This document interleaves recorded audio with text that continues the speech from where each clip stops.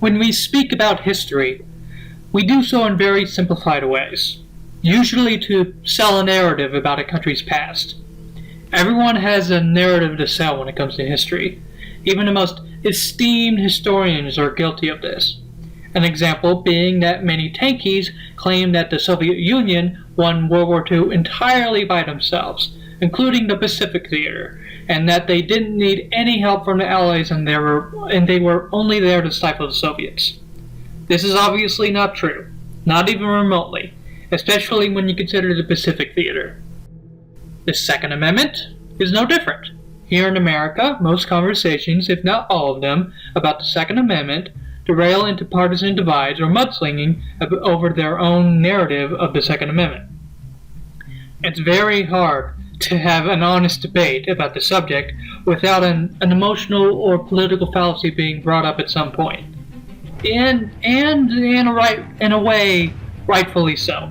Both sides firmly believe they're on the what's called right side of history, and they don't feel as if they should yield any ground. More on that later.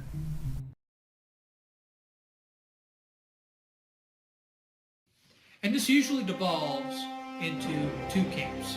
The first one being the Individualist View, the view that the Second Amendment protects an individual right to own weapons or buy weapons, whether that be firearms, knives, swords, you name it, where one can walk into a gun shop or outdoor shop and buy a weapon for themselves, with or without any hurdles to jump through. The second is the Collectivist View, the view that the second protects the collectivist's right to own weapons, where no individual can walk into a gun shop and buy a gun for themselves, or at least has to walk through a whole lot of restrictions in order to obtain it, where they put a whole lot of emphasis on the well-regulated militia part of the second. And this, in turn, translates into only the state having weapons, because they view the militia as the government or the military or the National Guard or some other, entity of that sort, or just simply the government because they see the government as an expression of the people. In other words, they see the militia either as the wing of the military or the government. Disagree with those, definitions. Agree with those definitions. Those are the parameters set. One believes it's an individual right, while the other is a collectivist one, where one believes it's for the individual, while the other believes it's for, for the government, the military, the state, or however you define it. But that leads to the discussion. Why? Why is this? How did one get so far down the rabbit hole of such political division for it to come this way? Well, the only way to fully understand is to go back to the annals of history so we can see where we got here. We are here to discuss the history of the Second Amendment, and we're going to put to bed whether or not the Second protects an individual right or a collectivist one. That argument ends today. Now get ready, because as I said, this is a huge, huge rabbit hole here that I didn't expect to go down. I really didn't expect to go down this far for the past 4 years. This rabbit hole is very, very huge, and you should expect it going forward too. This may get boring in certain parts.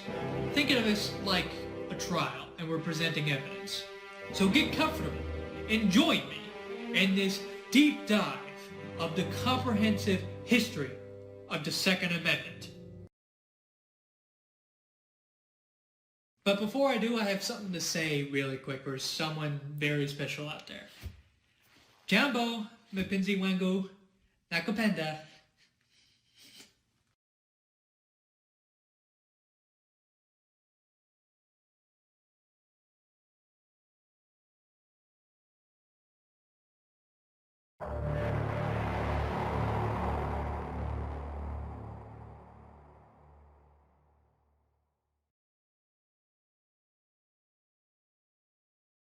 I'm pretty sure a lot of you are familiar with this scene.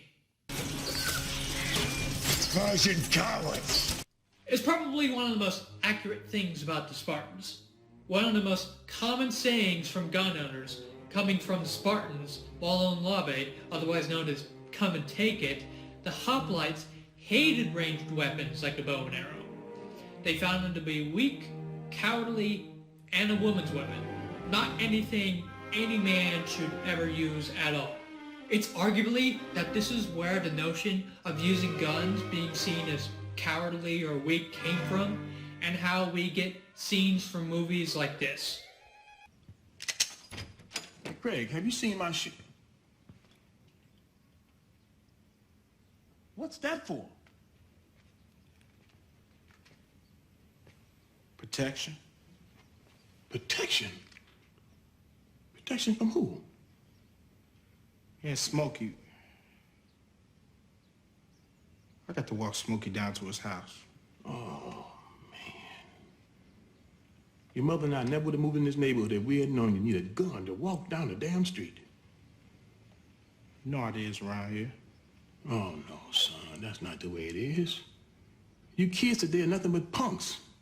Sissified. So quick to pick up a gun. You're scared to take an ass whipping. This is what makes you a man. When I was growing up, this was all the protection we needed. You win some, you lose some. But you live to fight another day. And you think you're a man with that gun in your hand, don't you?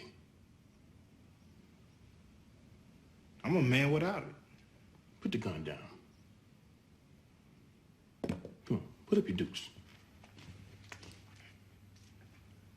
Now you're a man.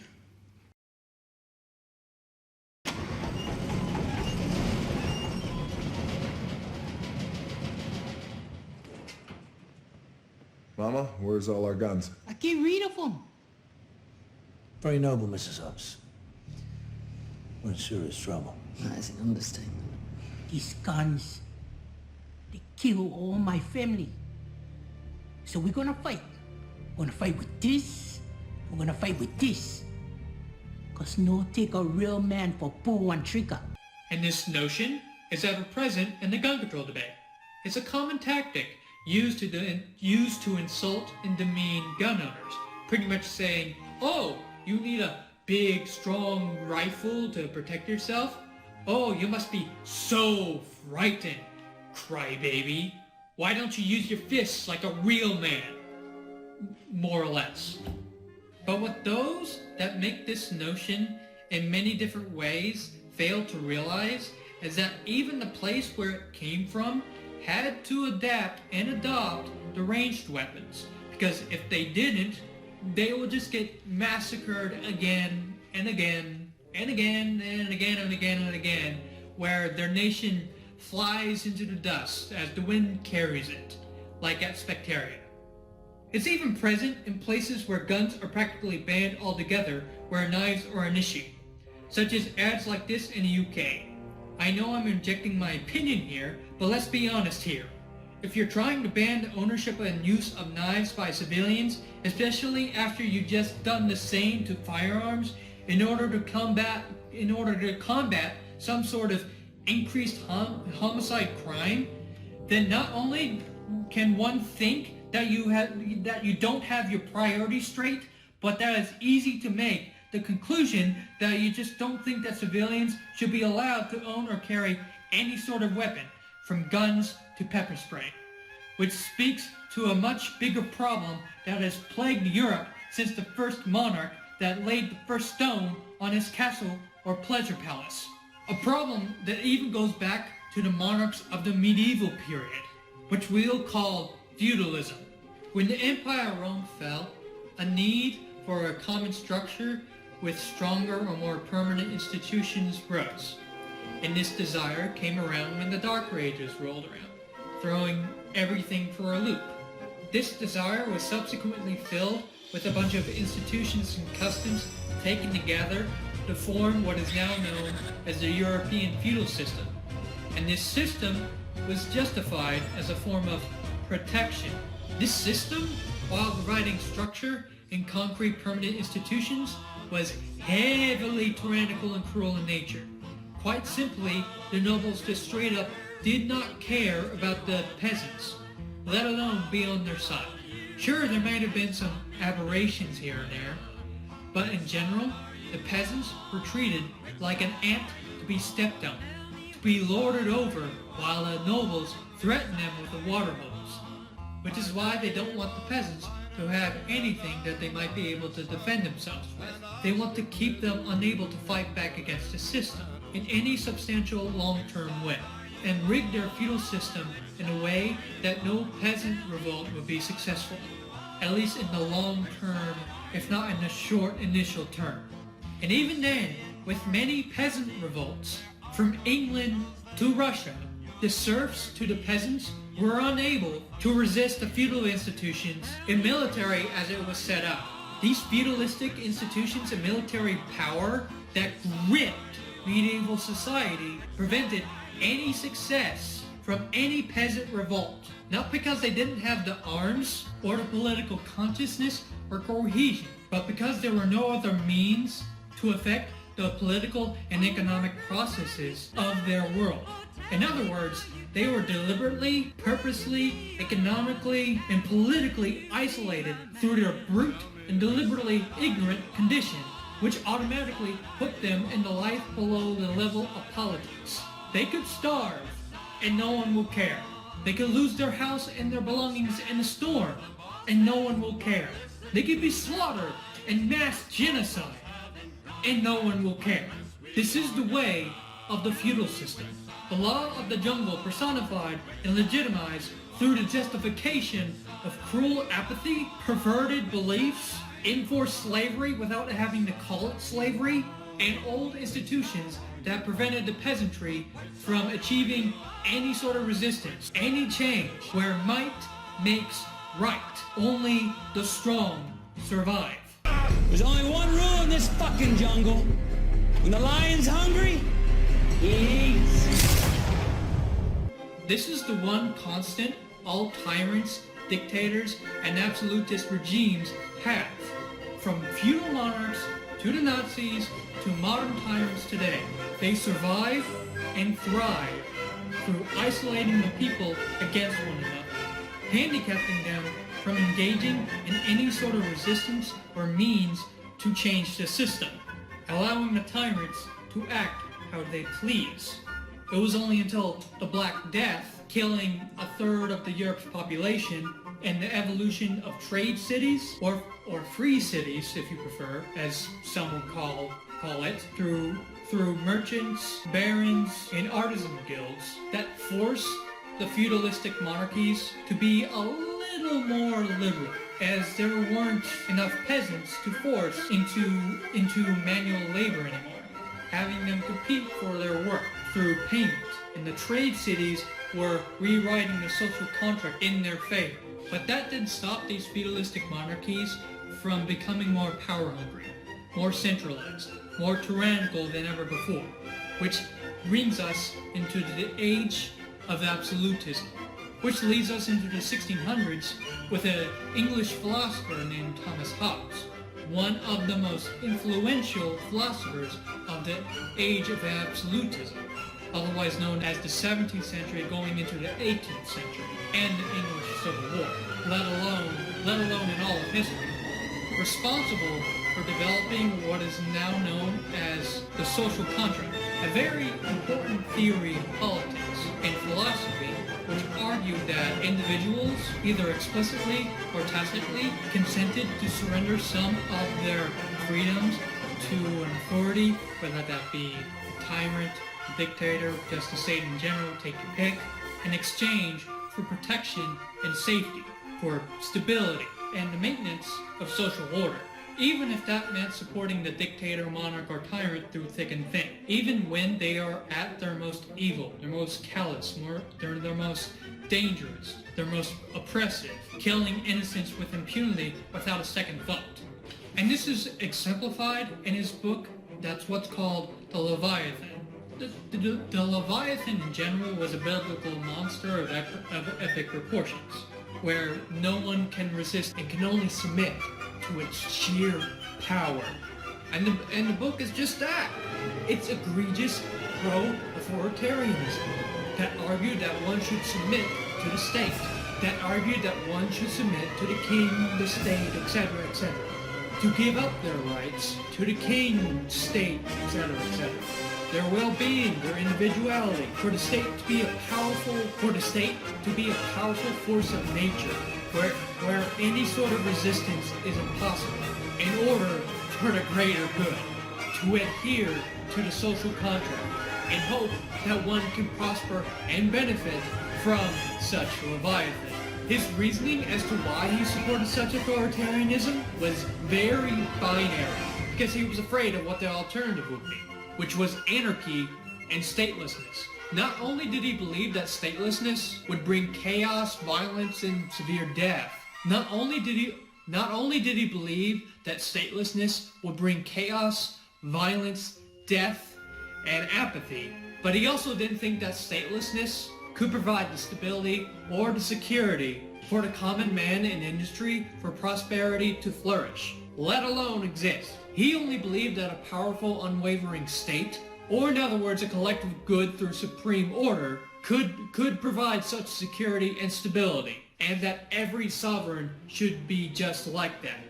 Now, it goes without saying that Hobbes was not only super wrong about statelessness, that stateless societies can exist to provide the security and stability that Hobbes talked about. The original tribes of tens of thousands of years ago, the natives of the Americas, 13 colonies in the Portuguese colony Brazil, are primary examples of statelessness, prospering, and providing security and stability. But moreover, that his ideas create the very foundation, if not the feudalistic and absolute monarchies already, for some of the most horrific, vicious, callous, and downright cruelest regimes who have ever walked this earth. His ideas allowed for such tyrannical dictatorships such as Nazi Germany, Soviet Union, Imperial Japan, Imperial Britain, and even modern tyrannical regimes of today, such as North Korea and China, to abuse and control millions, deprive rights that will be common sense in other nations, deport undesirables from religion to skin color to the mentally and socially disabled, into death camps. Supreme power in the hands of a few. People tend to forget that power, nor the state, is an inherent good. At best, they are necessary evils, and at worst, they are the master to the slave. And there is no guarantee that such power or state can provide such security and stability for the common man, nor the economic prosperity in the least. In essence, a society of laws is only worth as much as its laws are worth.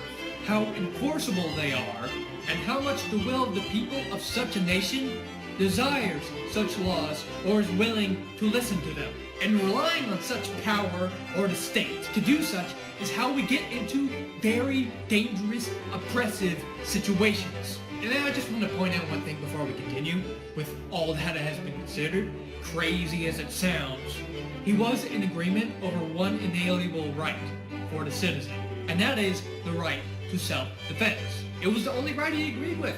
Granted, he believed that gun laws should be as strict as possible in order for the state to maintain its monopoly on violence, and that gun laws should only be repealed or considered illegitimate when the state fails to do what he believed is their job, to provide security and stability. When that fails, he believes that they're illegitimate. A failed state, in other words, so take that with as much salt as you need. It should also be stated that we can't efficiently talk about Hobbes without also talking about Rousseau, a Genevan philosopher that expanded on Hobbes' ideas and helped mold them into stronger ideas. An example would be his expansion on the social contract, explaining the contract into three stages. A, the state of nature where man is free and independent. B, society in which man is oppressed and dependent on others. And C, the state under the social contract, in which, ironically, man becomes free through obligation. He is only independent through dependence on law. Another example is that he believed modern man's enslavement to his own needs was responsible for all of societal's ills, from exploitation and domination of others to poor self-esteem and depression. Rousseau believed that good government must have the freedom of all of its citizens as its most fundamental objective, that people can only experience freedom if they lived in a society that ensured the rights and the well-being of its citizens. In fact, it's one of the positive rights that Europe subscribes to, the right to good government, or governance. Now why does Hobbes and Rousseau matter in this context? Well, they have to do with gun rights. Well, one can easily argue that their beliefs, especially those residing in the Leviathan and the social contract, were huge inspirations for what soon became the Collectivist View. It doesn't take a political strategist to put two and two together, that Hobbes and Rousseau's beliefs about statelessness, that is nothing more than chaos, violence, and just pure apathy, can be seen as the core understanding or belief of the Collectivist View, and that they can't believe or conceive that common people can or are capable of coming together to organize and regulate themselves into private militias without any government interference, without frequent violence, or being able to own a gun without being prone to violence. That the mere presence of a gun will make anyone revert to some violent, mindless, primal savage. And because of this thinking, any sort of mention of the militia, or any militia laws in the colonies and the states thereafter regarding the militia, meant the government has every right to legislate gun ownership and the militias as limiting or controlling however they want, which is how they make the connection that the well-regulated militia in the Second Amendment means the government or government regulations. It's a constant theme you see online, mass media, and even on the Congress floor. They point to the phrase whenever the topic comes up and infer it to mean government regulations or any gun control law that they desire.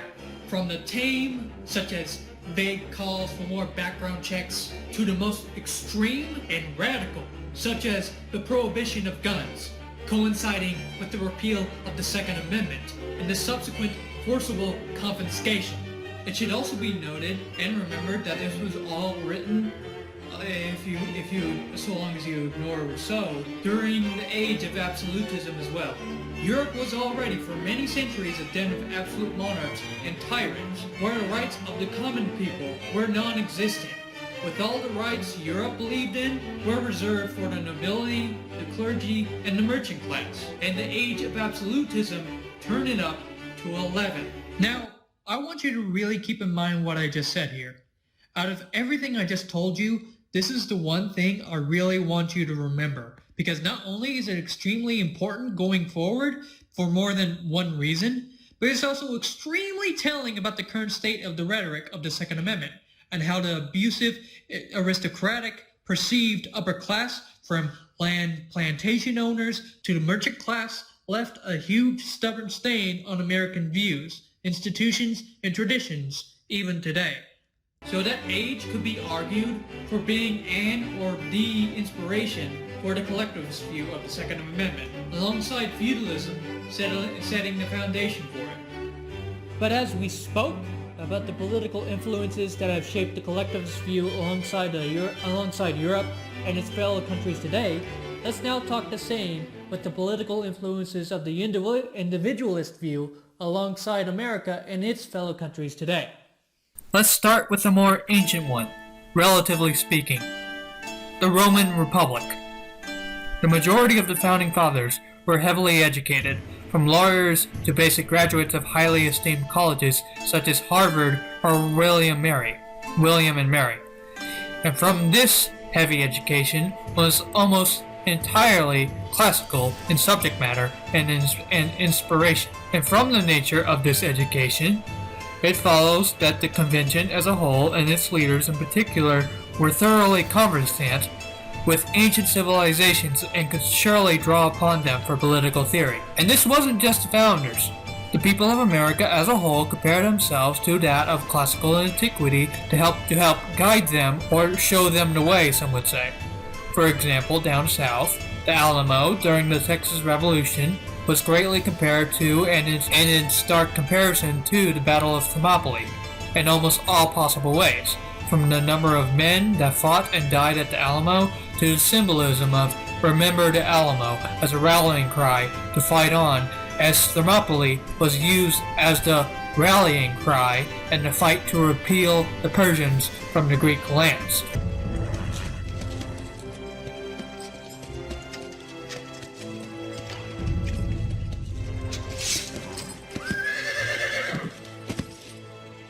You will remember this battle.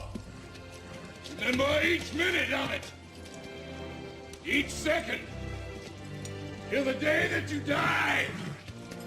That is for tomorrow, gentlemen. For today, remember the Alamo! Yeah! Is it him? All right! Remember us. As simple an order as a king can give. Remember why we died. We did not wish tribute or song, no monuments, no poems of war and valor. His wish was simple.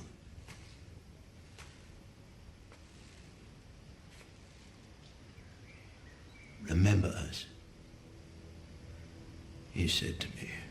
Charles Edward Merriam said that the colonists claimed no originality for the fundamental doctrines that they preached. In fact, they declared that these ideas were at least as old as the days of Greece and Rome. Furthermore, a study of the records of the Federal Convention, edited by Marx Ferrand in 1911, gives indication that of a more than superficial familiarity with Roman political institutions, alongside the frequency in which the name of Rome was mentioned in the records, is further evidence the influence Rome had on the political thought of the founders. And throughout the convention, the founders made many notes as the convention went forward mentioning Rome. Here's a few examples from Madison. Madison notes concerning the religious motive for persecution stated that this is verified by ancient as well as modern accounts. In Greece and Rome, rich and poor, creditors and debtors, patricians and plebeians alternatively oppressed one another with equal mercifulness. Madison notes on himself, the fewer, the more powerful, as in the case of the Roman tribunals, they lost their influence and power in proportion as their numbers were augmented. They fell into factions and became the prey of the aristocrats. Madison notes on Pinckney, he espoused the cause of slavery, justified it by the example of Greece and Rome. Mr. Dickinson answered this by stating that Greece and Rome were made unhappy by their slaves. Another big part of the influence Rome had on the founders was a drive and desire for fame in the classical Roman sense, like how after a battle, a Roman commander would have a parade in Rome in honor of him, for glory's sake. 3 examples. George Washington won renown as the American Cincinnatus. Cincinnatus was a Roman statesman who gained his fame for his selfless devotion to the Republic in times of crisis, and for giving up the reins of power when the crisis was over, similar to how Washington only served 2 terms and refused any request, especially from Hamilton and the Federalists. Again, we'll explain them in a bit, to become a more permanent monarch or king. The second is John Adams, who also had a Roman conception of fame. Greatness lay in the preservation of the Republic and its central values from the forces that threatened to corrupt or destroy it. The third is that Patrick Henry was compared to one of the great orators of the classical period, Cicero. This fame can also be in how they developed their constitution and their country going forward, especially with the differences in class. the patricians, the noble or wealthy class of Rome, and the plebeians, everyone else. Well, there was also a middle class called the equites, but for simplification purposes, we're just going to stick with the patricians and plebs for now. And the patricians are extremely important in understanding the politics surrounding the American Constitution because the Federalists, Hamilton, Adams, Jay, and others, were heavily enamored with the patricians and desired to become like them. Again, I highly suggest putting a pin in this one. It's very important and something we will discuss at length in part 2. And let us not forget the ways Rome had influence on specific parts of our Constitution, such as bicameral legislature, term limits, and age requirements, and even words that our founders straight up copied from Rome, such as Senate, Capitol, and Committee.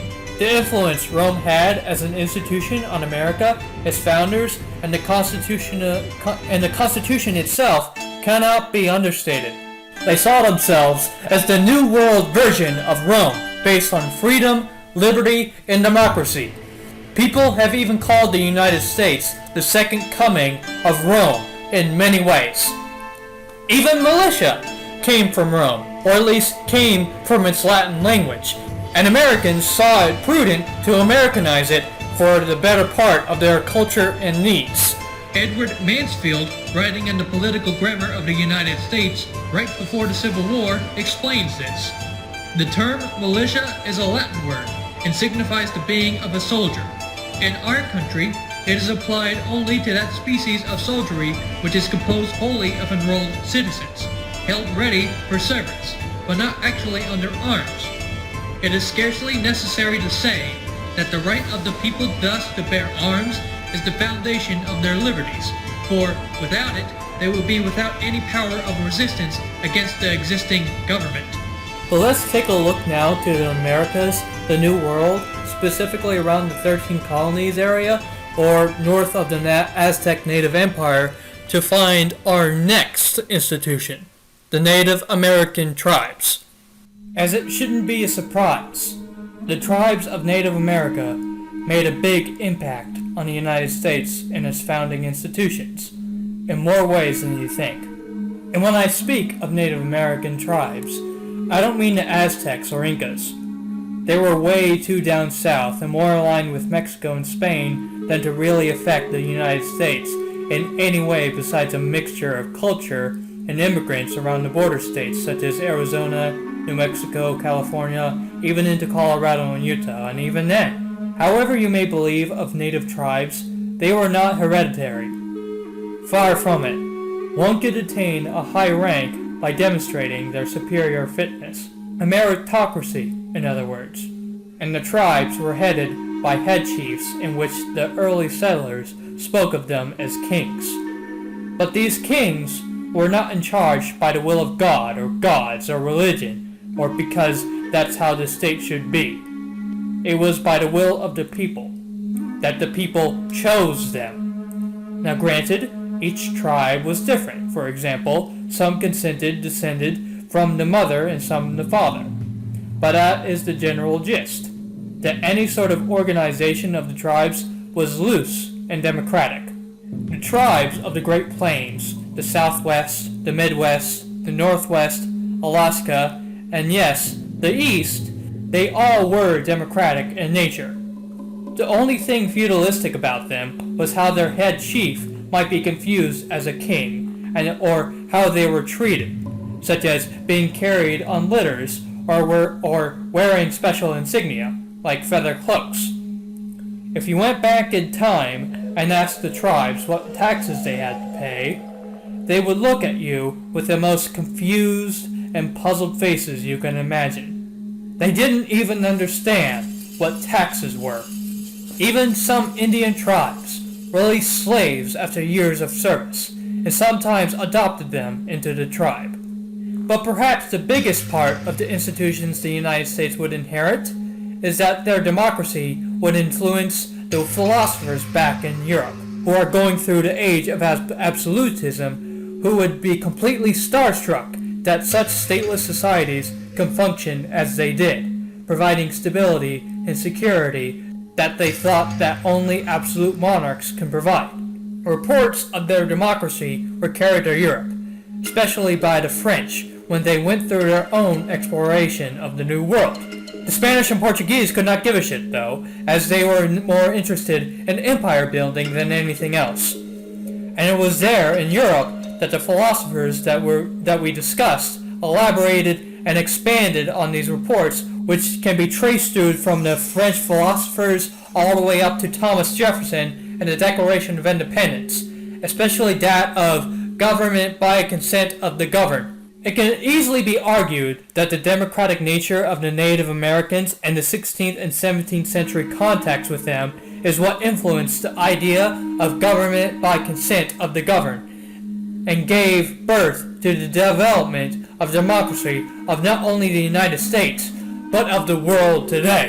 It was such a whirlwind of shock that the Native Americans slapped the world back into reality and made them wake up to the chains they found themselves in, to the absolute state that held them with an absolute grip. Without the influence by the Native Americans, who knows if the Age of Enlightenment would have even gained steam, let alone even exist? If anything, we owe the Native Americans a whole lot for the United States, even if it wasn't a direct influence on the matter. And how we treated them in the late 19th century was, or is, an extreme injustice that may never be truly rectified, and honestly, we probably deserve to live with that fact. And any claim that these ideas and institutions of the Native Americans actually came from Britain is pretty much full of shit and just British nationalist imperialist bunk. Over the last 400 years, what power has done the most to spread the ideals of limited government, an independent judiciary, certain inalienable rights, and free markets? That power would be the British Empire. It was Britain that gave these ideals to the United States. It was the British Empire, the largest empire the world has ever known, which made these ideals global aspirations.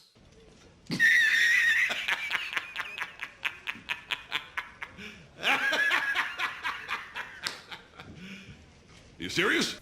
I mean, if anything, any ideas or institutions that were primarily British that came to America were burnt down in rebellion of them, not the other way around. Never was such a valuable possession so stupidly and so recklessly managed than this entire continent by the British Crown. Our industry discouraged, our resources pillaged. Worst of all, our very character stifled. We've spawned a new race here, Mr. Dickinson. Rougher, simpler, more violent, more enterprising, less refined. We're a new nationality. We require a new nation. The American gun culture of today, like the gun culture of America in 1776, is in significant part a product of Indian arms culture as well. At the beginning, the English had the guns, and the Indians had the culture. The encounter of the two helped produce America's unique gun culture, and indeed the Americans' understanding of themselves as a distinct people, no longer English. American Indians are sometimes portrayed as hapless victims of the European immigrants. This is simply not the case, or at least a lot more complicated situation, and firearms are or were at the center. Whereas the Aztecs of Mexico and the Incas of Peru were swiftly toppled, firearms were the sine qua non for why American Indian natives, who started with Stone Age technology, were able to resist European American expansion for nearly 3 centuries. Native tribes in the area continually humiliated the Spanish and the Mexicans who dared cross into their lands and demanded control. The Pueblo were able to kick the Spaniards out of Santa Fe and the Rio Grande Valley in 1680. The Apache burnt villages to the ground and destroyed any Spanish settlements within their lands. In fact, they pretty much fought everyone from the Spaniards to Mexicans to Texans to Confederates and to Americans, and who would be the last natives to surrender in 1924. Guerrilla warfare was the natives' bread and butter, and they used it time and time again in their fights against the encroaching settlers and Europeans as they organized and armed themselves to fight against this encroachment. In the New World, like in the Old World, how much land any group controlled depended on its military ability to conquer and defend. Groups made alliances that lasted as long as both parties considered them beneficial, gained or lost land depending on the outcome of warfare, moved hundreds of miles to new areas when they chose, and took over new areas when they could. Every incipient colony quickly found Indian allies, usually the ones who happened to live nearest to wherever the colonists had arrived. Trade relations developed immediately. The colonists offered cloth, the largest trade item based on total value, metal tools, including edged weapons, beads, and other goods, while Indians could do without cloth or beads if they had to. They insisted that trade include firearms, gunpowder, ammunition, and ideally gunsmithing services. The most important good offered by the Indians was peltry, animal skins, which was animal skins. Deer skins were important. They are why $1 is called a buck.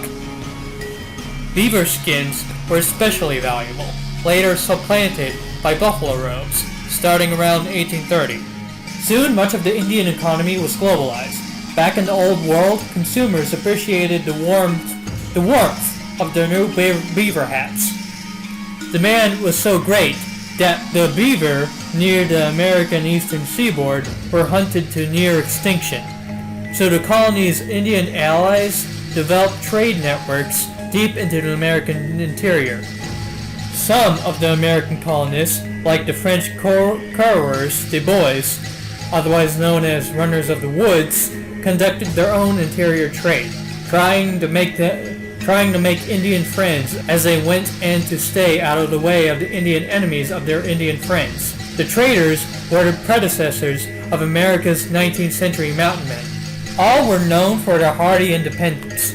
As intermediaries between two cultures, some married Indian wives. In global networks of commerce, such as the Great Huron Trade Circle, the beaver that ended up on a man's head in Lyon, France, might have been caught by a Winnebago in southeast Wisconsin, traded to a Huron near Lake Erie, then brought by a courier, sold to a trading ship in a Canadian port, then passed through other hands on its way from a French port to inland Lyon.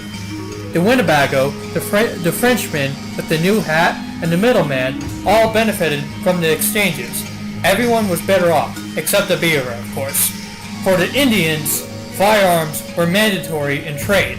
Trade from the Indian viewpoint was not an impersonal market exchange. It was a manifestation of enduring friendship and brotherhood. A colonist who would not supply arms was no friend. If he sold arms to an enemy tribe, he was an enemy. A strong trading relationship was supposed to include gunsmithing services, free or at low cost, plus ample and continuing sales of gunpowder and bullets. Trade and friendship also included reciprocal gift-giving, and Indians often expected the gifts to be firearms or ammunition. At times, the quantities of gifts demanded and received made some European American colonies into de facto tributaries of their Indian friends. Why were firearms so important to the Indians? Well, they were helpful for hunting medium-sized game or larger. One bullet or one arrow could each kill a deer, but the bullet was much more likely to bring down the animal immediately. A deer fatally wounded by an arrow might run for a long distance and never be found. In warfare, firearms conferred a huge advantage. Indian armor, such as animal skins, might blunt or mitigate an arrow, but not a bullet. A bullet was more likely to immediately stop an adversary, and more likely to produce a fatality, including by infection of a deep wound. The Native American tribes, ignoring the tribes south of the current Mexican-American border, are arguably one of, if not the, biggest institutions of the United States. Without them, we could have easily been another New Spain, but with an English-British look where tyranny and oppression was commonplace and any idea of democracy coming back in the form of the Enlightenment would have taken a whole lot longer to get started, if not all. Quite simply, Americans, at least ideologically and institutionally, are more Native American than they ever will be European.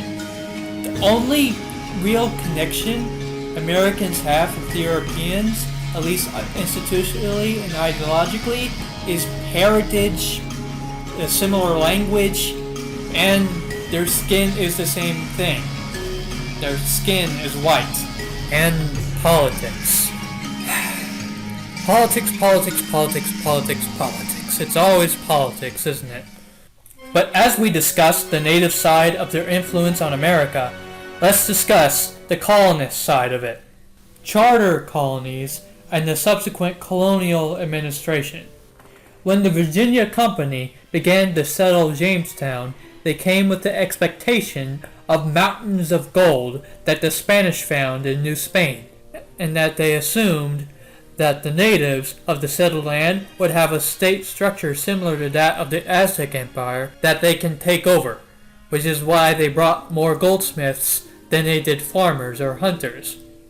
Obviously, from what we have discussed about the native tribes in the 13 colonies area, and even to the links of the tribes in the Great Plains and the Rockies areas, this mentality was doomed to fail, as it had when their bluff was called, when they tried to kidnap the chief of the Powhatans to take over their state structure when there wasn't one in the first place.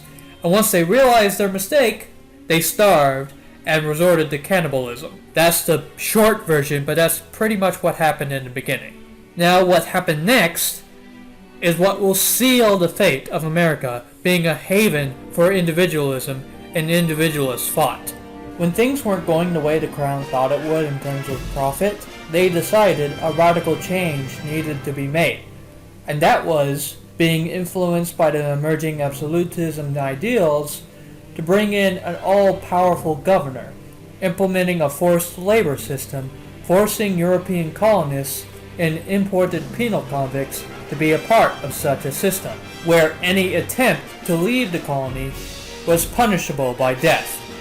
Also, such with the mingling with the Indians, the theft of food, and any sale or trade of commodities against themselves or to anyone but the Virginia Company.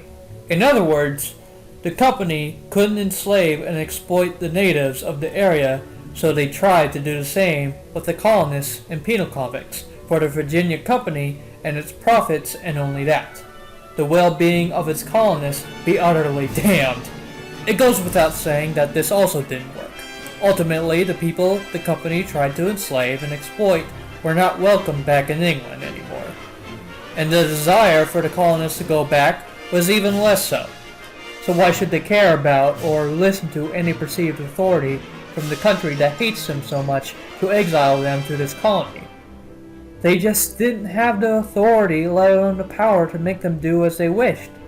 So these colonists, penal convicts, etc., just started running away into the frontier beyond the company's authority, if any at all, building their own farms, outposts, trade networks, and yes, their own militias.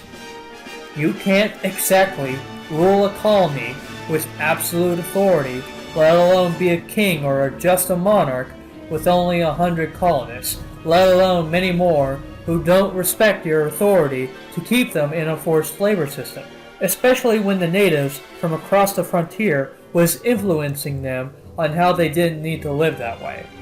Well, you can, but only when everyone is in agreement or allows it, as we've discussed. But it's usually never forced against them. It's always a choice. They choose slavery. They choose religious persecution. They choose perceived authoritarian measures, never against their will, without backlash. Which is how the forced labor system under the Virginia Company collapsed, and forced them to be a lot more negotiable, pragmatic, and less prone to using force with the settlers who ignored their dictate, and trading among other colonies and being fiercely independent of any authority. The colonial system in Virginia might be called feudal, but feudal in name only, as it couldn't enforce its awful oppressive laws onto a stateless society that wasn't going to bend over for anyone, let alone extension of the king, ignoring the draconian slave hierarchy, of course. With this disaster, at least how the crown perceived it as, the crown wanted to be a lot more, let's say, hands-on with the next colony, ignoring the Plymouth colony. This would be the colony of Maryland in the term of Lord Baltimore.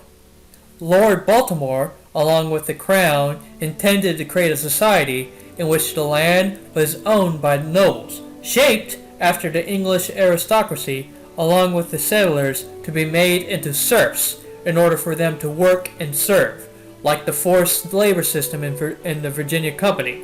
But as we all know, this attempt also failed. When there was so much land surrounding the initial colony, and you had no means to enforce those lands with control, you can't really be surprised when those who you forced into serfdom just left and ran to form their own houses, communities, and lives separate from the crown, as in Virginia.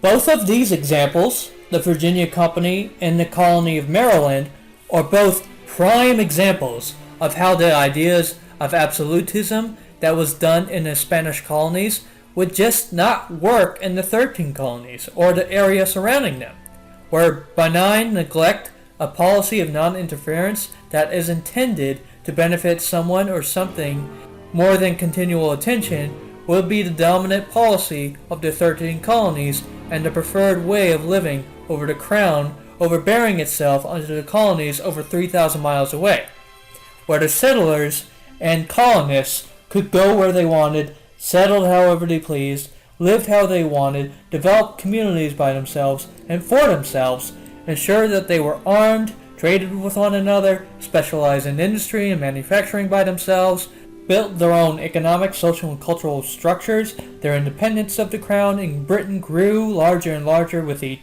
every year, and generally enjoyed a decentralized and stateless set of colonies where they didn't feel the need to have any obligation to the state and be able to live separately from that state. From the mountains of Appalachia to the plantations of the South, for better or worse, to the frontier of the West and to the harbors of New England, as the Native Americans did with their own tribes. The government itself may be centralized, but the way in which individual Americans lived was decentralized. Only go to the small rural communities or towns of America, such as southeastern Kansas, and you will see this decentralized living in plain view. At least until the 7 Years' War ended and the British looked to the 13 colonies to pay its war debts, in which the crown will soon find out, as we discuss in part 2, that by and large, as a whole, the American colonies developed out of rebellion against Britain's views, institutions, and traditions, and trying to force them back into the fold through force only ended one way. But let's now turn to a different man, who is the opposite of Hobbes, of whom we just mentioned, John Locke. John Locke is very much known to be the father of classical liberalism, a political moral philosophy based on the rights of the individual, liberty, consent of the governed, and equality before the law. His ideas and political and moral beliefs are the main background and spine of the United States philosophy. It can easily be argued to be the father of the American Constitution, of how they helped not only influencing the United States, but the New World in general, laying the groundwork for the revolutions in the 13 colonies, France, Haiti, Mexico, and the Spanish America. When the reports of democracy from the natives came to Europe, one of the biggest philosophers to expand and elaborate on their ideas was John Locke, especially the idea of putting it into words, government by the consent of the governed. Thomas Jefferson borrowed Locke's phrasing of it and used it, slightly changing it in the Declaration of Independence. Locke hated the ideas of Hobbes. Sure, he agreed with him on some things, here and there, but Locke thought them to be gross expectations of the people to just submit to the state in hopes that they would get something good in return. like some abusive relationship. And this is all under the idea of what Locke would call natural law. This natural law is defined with three tenets: life, liberty, and the pursuit of happiness. Adhering to the belief that should a ruler fail to protect natural law, it even goes against such natural law, then the people are justified in revolution and overthrowing the current state. You can see how this became the groundwork for the right to revolution. To him, natural rights such as life and liberty existed in a state of nature, and to deprive the people of their natural rights is to force them into a bond that they are incompatible with, as he firmly argued that sovereignty is in the hands of the people. Sure, the people may be forgiving and compliant with the Hobbesian worldview for a time, but eventually the people will demand for their natural individual rights that are theirs. But probably one of the biggest contributions Locke is credited for influencing America and its institutions is the emphasis of property rights. This is one of the big things that separated America from its inheritance of the stateless Native American institutions. Like how they didn't understand the concept of taxes, the same was said of property rights, which unfortunately gave Locke and the following Americans in the following decades to justify settling and taking the land of the natives, because the natives didn't believe in property rights as much as the colonists did. The phrase, "the buffalo followed the stars, and the people followed the buffalo," exemplifies this problem. The native tribes we've been talking about are nomadic. They've always been nomadic. Any idea of a permanent house to live in would be a ridiculous concept to them, which is why they would claim so much land. They needed to roam and hunt accordingly to what to be hunted, and to avoid harsh climates such as severe winters. To settlers, they had no such desire to roam, as they are used to living in one place for their entire lives as they did in Europe, taking some of their beliefs with them. They want to have a home, own communities, own farms to raise crops. The idea of taking all of that and pushing it somewhere else was not only a waste of time and money to settlers, but completely absurd, hence the term settler. They settle on lands. They don't roam it or engage in nomadic activities. And they desired settled land for the same reason nobles in Europe have land. Land and property, especially how much you have of it, was connected to property rights and freedoms. A plot of land that is your own is just too irresistible to say no to.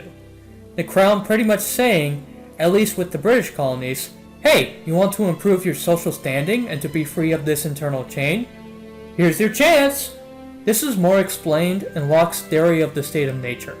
Again, the state of nature is a hypothetical life of people before societies or civilizations became a real thing. Think the hunter-gatherer lifestyles of our ancient forefathers. This is what Hobbes described in depth earlier, of how it was all violent and they need to stay for prosperity and whatnot. We've discussed that ad nauseum. But Locke's theory is different. For him, in the state of nature, all men are free to order their actions and dispose of their possessions and persons as they think fit, within the bounds of the law of nature. The state of nature has a law of nature to govern it. And that law is reason. Locke believed that reason teaches that no one ought to harm another in his life or liberty or property, and that transgressions of this may be punished. He describes the state of nature and civil society to be opposites of each other, and the need for civil society comes in part from the perpetual existence of the state of nature. And this is the influence of Locke's theory of property rights has as a core understanding of gun rights and the Individualist View. As they settle on their lands, they want to protect the homes they developed on these lands, because if they didn't, then the nomadic natives would just come in and slaughter out all of the settlers there for trespassing on their supposed lands. As it happened in the Spanish colonies when Spain forbade the ownership of firearms, and the only place to live in was in the cities where the Spanish army was garrisoned. Trying to settle anywhere else, and sooner or later you will have to encounter with these nomadic natives, and if you are vulnerable and naked, you can't be surprised when you find yourself being scalped by these natives. So when they needed to defend themselves and their lands, their farms, their property in the 13 colonies, the crown made sure that the colonists and settlers would have the means to protect themselves and what is theirs with firearms, engaging in what we all know now as benign neglect. And for a little side note here, this is also why the ideas of socialism and communism are antithetical with the general ideas and institutions of the United States. Not because caring about the people isn't important to America, but that socialism and communism fundamentally disagrees, if not hates, the idea of property rights and individuality. Some socialists and communists will argue the opposite, but that's neither here nor there. Or at least expects the collective to own them.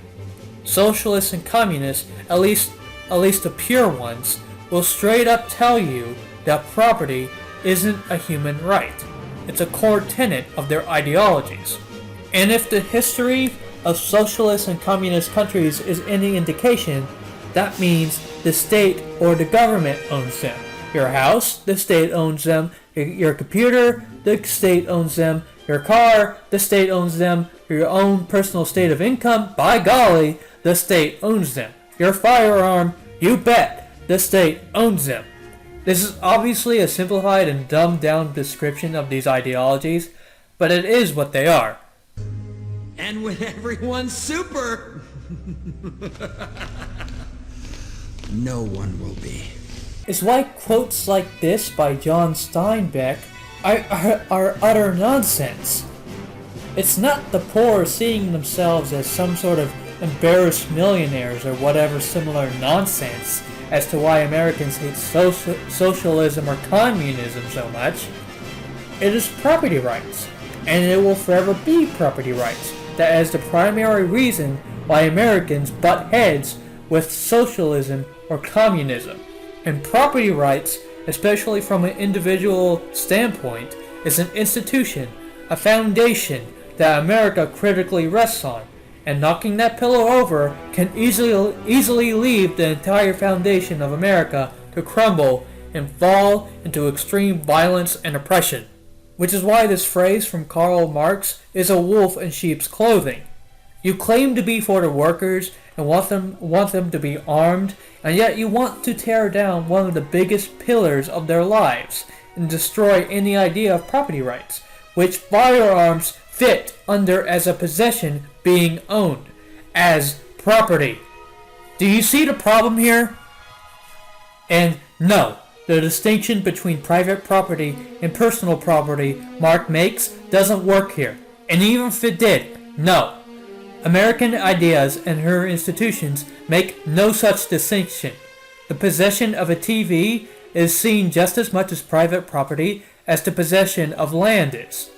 And a gun can easily count under Marx's private property means of production theory. If you use a gun to hunt or get hired to shoot varmints for someone, as an example, you are generating capital for someone and for yourself, which automatically makes a gun a means of production. That's just one example of how this private versus personal property distinction doesn't work here. So long as socialism or communism adheres to an anti-private property rights, if not anti-property rights in general, idea, where it is one of its most core tenets, Americans will always oppose it. Now, anyway, to continue, of all the influences of America on the Constitution, you can't talk about them without talking about Montesquieu. We in America have a tendency to treat liberty and freedom as the same thing, when in reality, they're two different things. Freedom is an act that people can do without limitation, while liberty is the state of being free within society from oppressive restrictions imposed by authority on one's way of life, behavior, or political views. The idea of liberty came from Locke with his natural law and state of nature doctrine.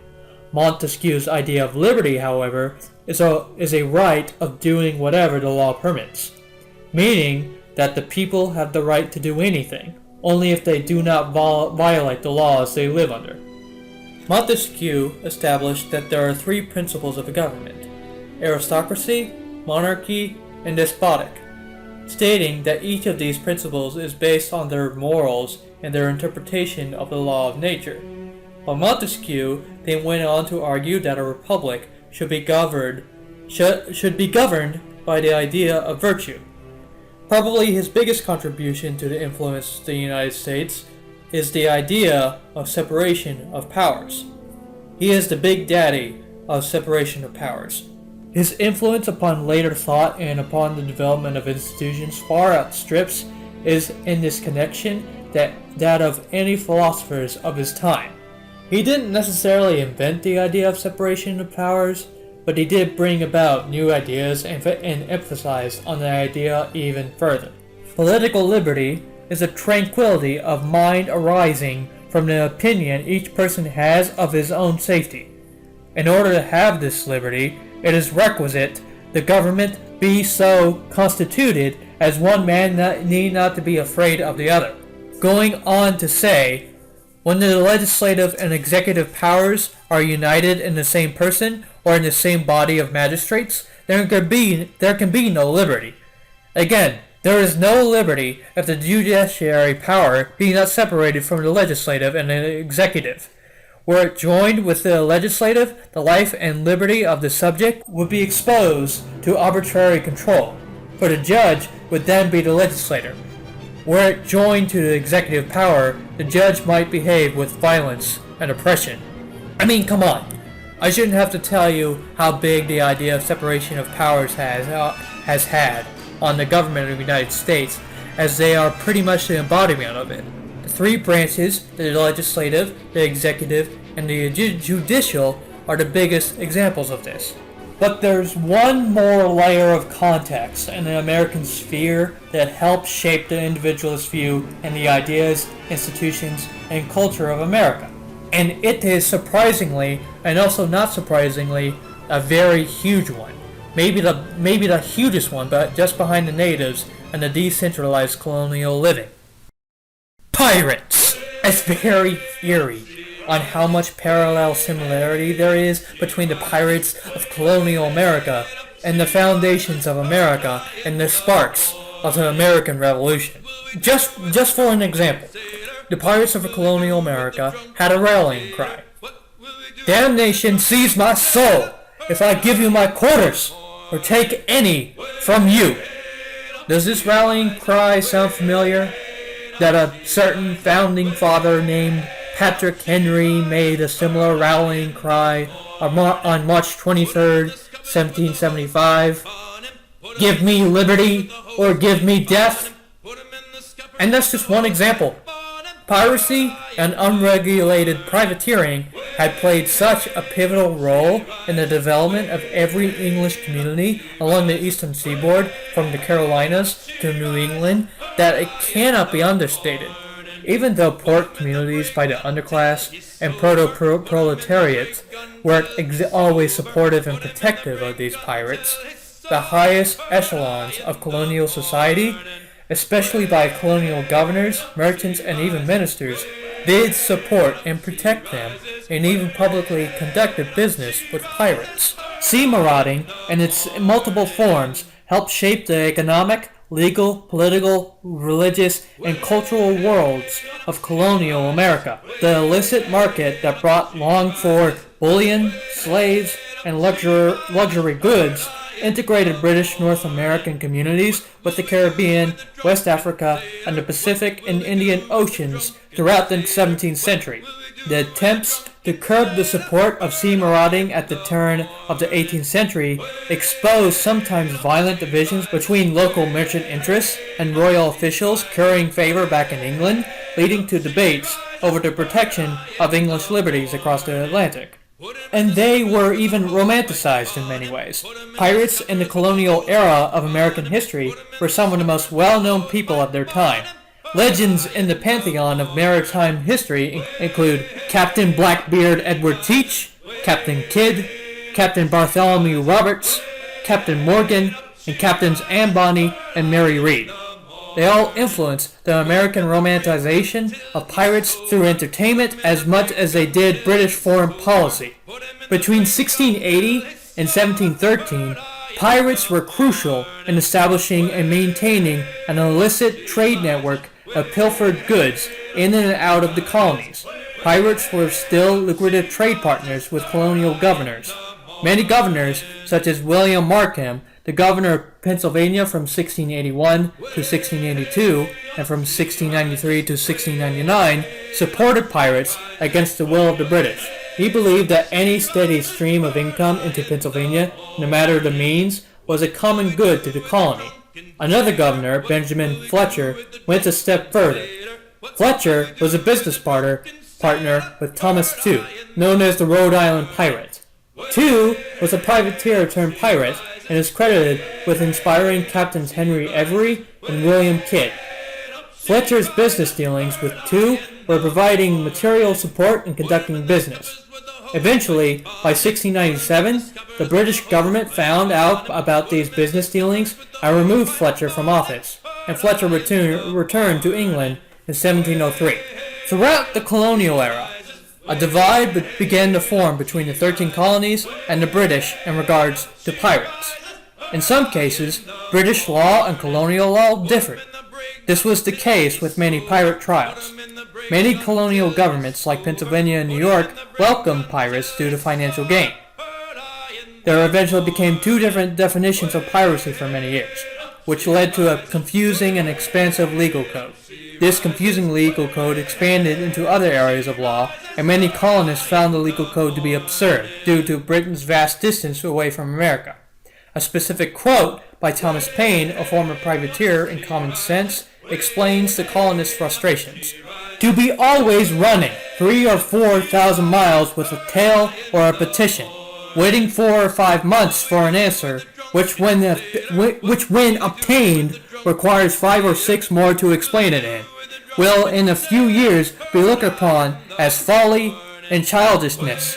There was a time when it was proper, and there was a proper time for it to cease. When the English North America finally decided to quote-unquote close their ports to pirates during the years following the Treaty of Utrecht of 1713, it sparked a brief yet dramatic turn of events, where English marauders preyed upon the shipping belonging to their former again quote-unquote nests.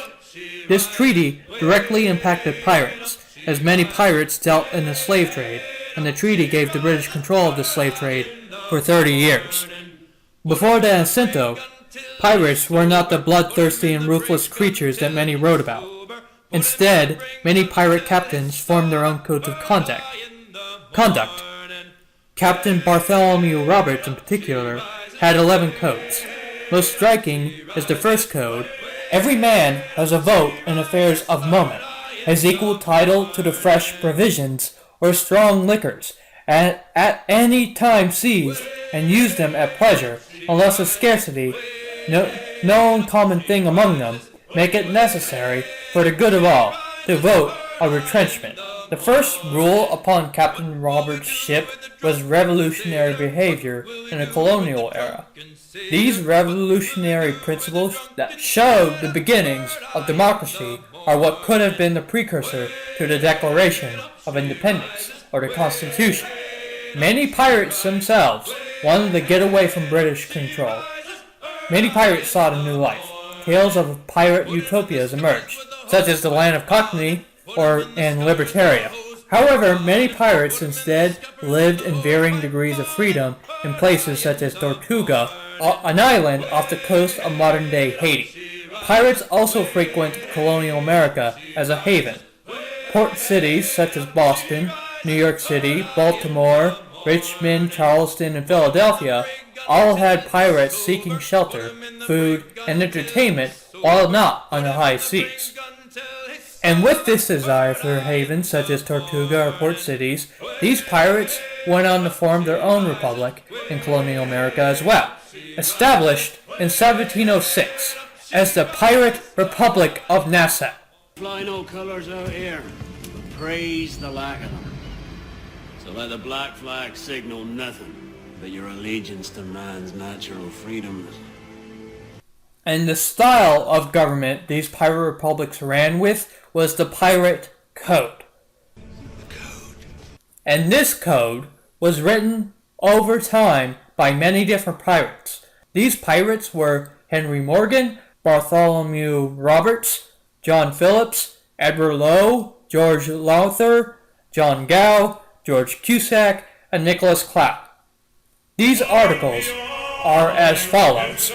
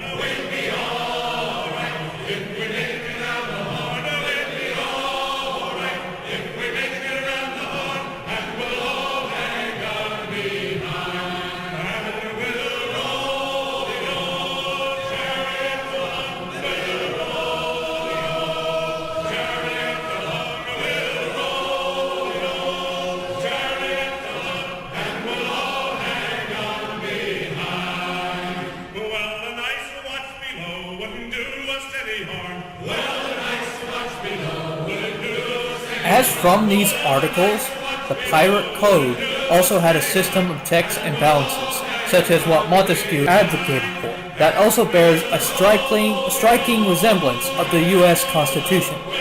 The captain's authority was not just limited by the threat of being voted out of office, it was also reined in by the separate authority of the quartermaster.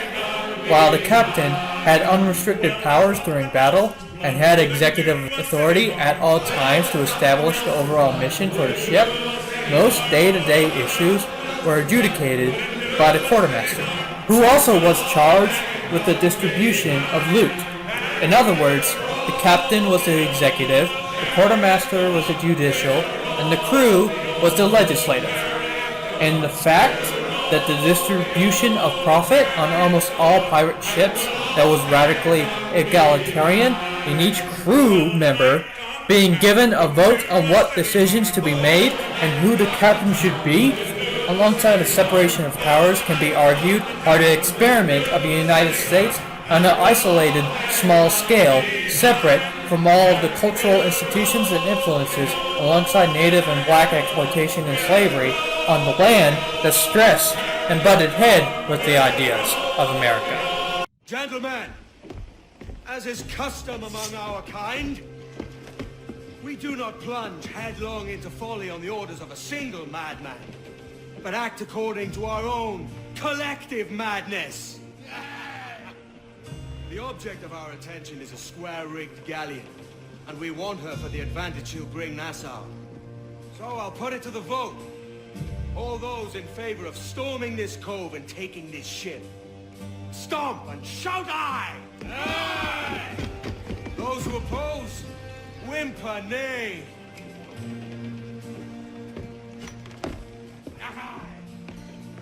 Never was the King's Council so unified. Simply put, pirates acted as middlemen between colonists and the crown. Early piracy in the early to upper end of the 18th century shows that piracy fueled a bulk of British colonization ventures. And not just pirates, but privateers as well. Just to get some definitions out of the way, according to Oxford Languages, privateer means not a person, but a ship, and is described as an armed ship owned and crewed by private individuals holding a government commission and authorized for use in war.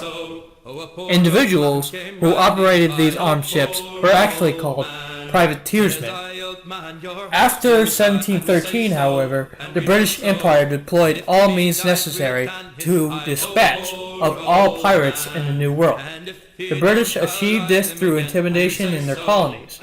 In the 13 colonies, the British declared many proclamations denouncing piracy, and that, in His Majesty's name, strictly to charge and require all persons whatsoever within this jurisdiction not to resort unto, or in any wise join themselves with pirates, nor to receive or conceal any of the goods coming out of the said ship, nor nourish or comfort in any kind entertain, counsel, trade, or hold any correspondence. These proclamations shifted the mindset of colonists to despise and denounce pirates in the colonies. Colonists were further horrified of pirates due to many abhorrent stories of pirates. By the Revolutionary War, pirates were a dying breed. However, the Continental Congress revived them by contracting privateers, allowing for piracy to be legal against the British. 55,000 sailors served as privateers in the Revolutionary War. Patriot pirates during the Revolutionary War mostly remained in the Long Island Sound as their sanctuary. These Patriot pirates seized and destroyed 600 British vessels and raided many Loyalist regions along the coast. They also participated in the Battle of Halifax. By the end of the Revolution, privateers had looted 18 million in assets, which would be 480 million in modern currency. Pirates in the colonial era of American history were revolutionary individuals. While their actions were abhorrent, such as pilfering goods and ruthless murder of the French, Spanish, Dutch, and British empires, as well as their involvement in the slave trade, pirates were among the first bastions of liberty in a world in which liberty was a radical idea. The romanticization of pirates in the colonial era of American history is most often misunderstood and focuses on the ruthless actions that the pirates made on the high seas. However, the true story of pirates in this era is a story of freedom and liberty and rejection of the monarchical system of government. Piratical society was not determined by a king who was appointed under a god, but rather by the people. This idea translates into the United States Constitution and Declaration of Independence, where governments are instituted among men, deriving their just powers from the consent of the governed. Pirates were the first in this era to live up to the meaning of the phrase. So, to bring it all back, yes, as crazy as it sounds, scenes like this. As he who issued summons, I convene this, the fourth Brethren Court. Are authentic as to how the real pirates became an important set of institutions for America. Now I do want to address one of the claims some make, that such a claim is a huge influence on America's founders and the Constitution, and that is Christianity and so-called Judeo-Christian values. Is it true? Is Christianity and Judeo-Christian values a primary institution and a huge influence over the founders and the Constitution, like the ones we just went over? Yes and no. Yes, in that culturally it had a big part. It was a big institution. I'm not denying that part. Religion is part and part intertwined with American life since its conception. It is, by definition, an institution. That part of us can't be severed.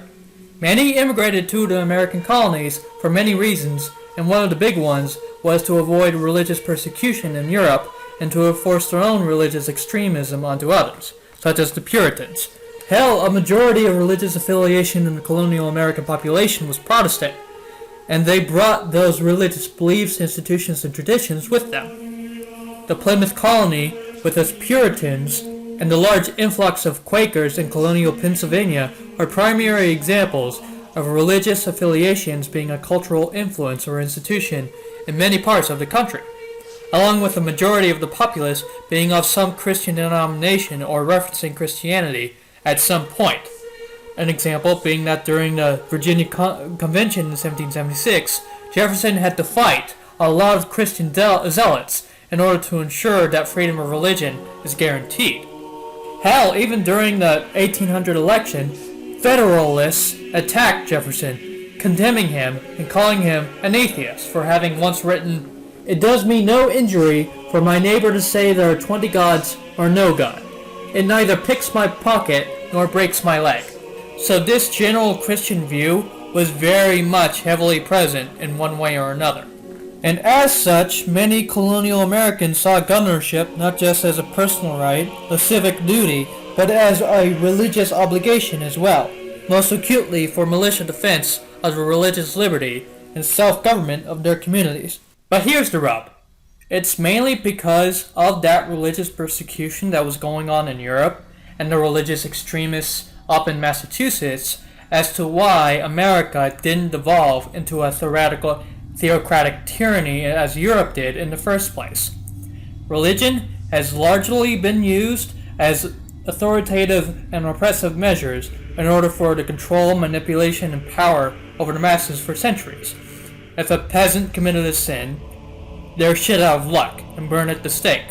But if a prominent figure commits a sin, say a prince or a bishop or even a king, then they only need to pay 300 gold and they are quenched of their sins.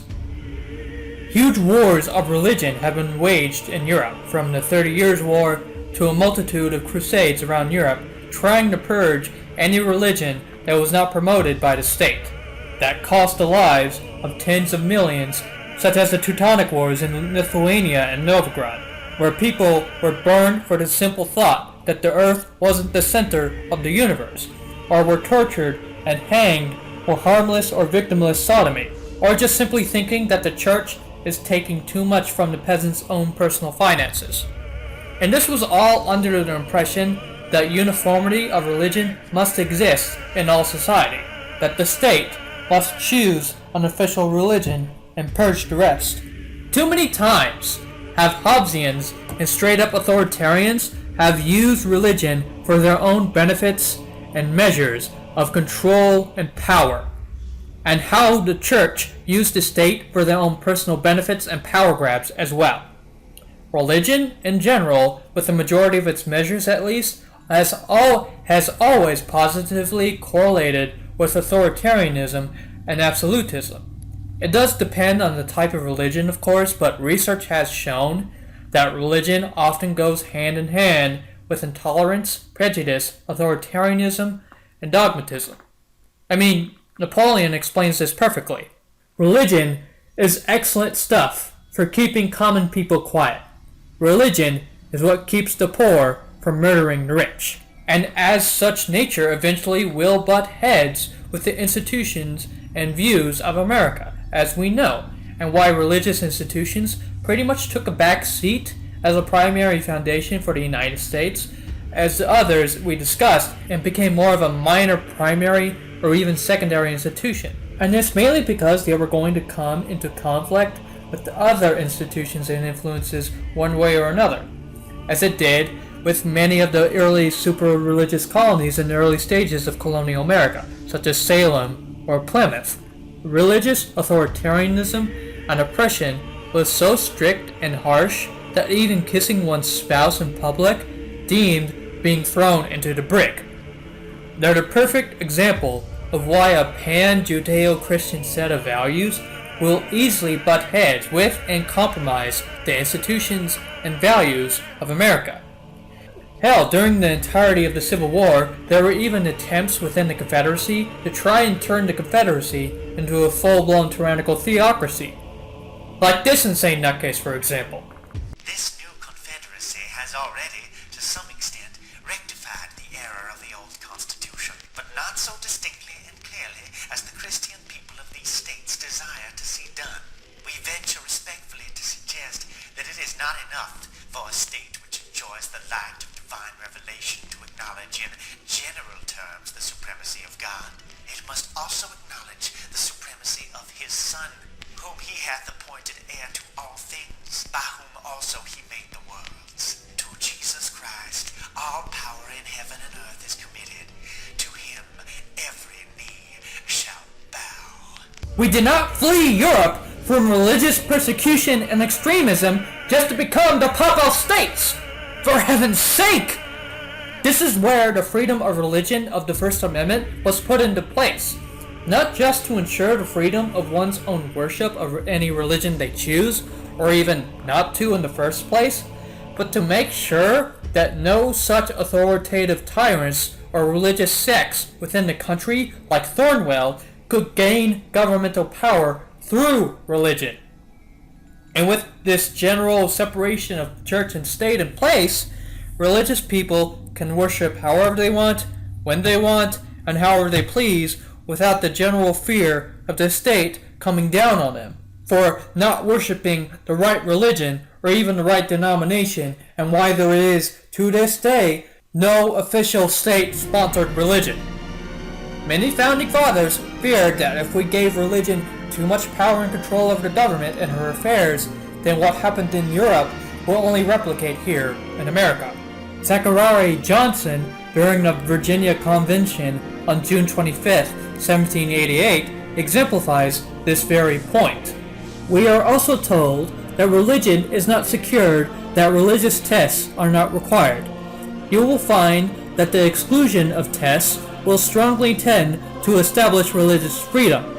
If tests were required, and if the Church of England or any other were established, I might be excluded from any office under the government, because my conscience may not permit me to take the test required. The diversity of opinions and variety of sects in the United States have justly been reckoned a great security with respect to religious liberty. The difficulty of establishing a uniformity of religion in this country is immense. The extent of the country is very great. The multiplicity of sects is is very great likewise. The people are not to be disarmed of their weapons, they are left in full possession of them. The government is administered by the representatives of the people voluntarily and freely chosen. Under these circumstances, should any one attempt to establish their own system in prejudice of the rest, they would be universally detested and opposed and easily frustrated. This is a principle which secures religious liberty most firmly. The government will depend on the assistance of the people in the day of distress. This is the case in all governments, and never was otherwise. And there are many quotes from the Founding Fathers who also support the separation of church and state. The United States of America should have a foundation free from the influence of clergy. The government of the United States of America is not in any sense founded on the Christian religion. In every country and in every age, the priest has been hostile to liberty. He is always in alliance with the despot, abating his abuses in return for protection to his own. Lighthouses are more helpful than churches. Take away from Genesis the belief that Moses was the author, on which only the strange belief that it is the word of God has stood, and there remains nothing of Genesis but an anonymous book of stories, fables, and traditional or invented absurdities, or of downright lies. Millions of innocent men, women, and children since the introduction of Christianity have been burnt, tortured, fined, imprisoned, yet we have not advanced an inch towards uniformity. What has been the effect of coercion? To make one half the world's fools and the other half hypocrites, to support roguery and error all over the earth. All religions are tolerated in America, said M.M., and the ambassadors have in all courts a right to a chapel in their own way. But Mr. Franklin never had any. Nor said I, laughing, because Mr. F. had no. I was going to say what I did not say, and will not say here. I stopped short and laughed. No, said Mr. M. Mr. F. adores only great nature, which has interested a great many people of both sexes in his favor. Yes, said I, laughing, all the atheists, deists, and libertines, as well as the philosophers and ladies, are in his train. In 1786, a statute for religious liberty became law in Virginia, coming straight from Jefferson's pen. Jefferson described the bill as meant to comprehend within the mantle of its protection the Jew and the Gentile, the Christian and the Mohammedan, the Hindu and infidel of every denomination. And this, just to provide some better understanding, is how and why many Americans were appalled by the French Revolution, tearing down the church because they were transplants or generations apart from either fleeing religious persecution in Europe or fleeing or feeling the early stages of some of the early colonies such as Salem or Plymouth. They couldn't comprehend tearing down religion because they never had to face extreme religious persecution and religious control, at least to the extent that happened in Europe, to need to do it.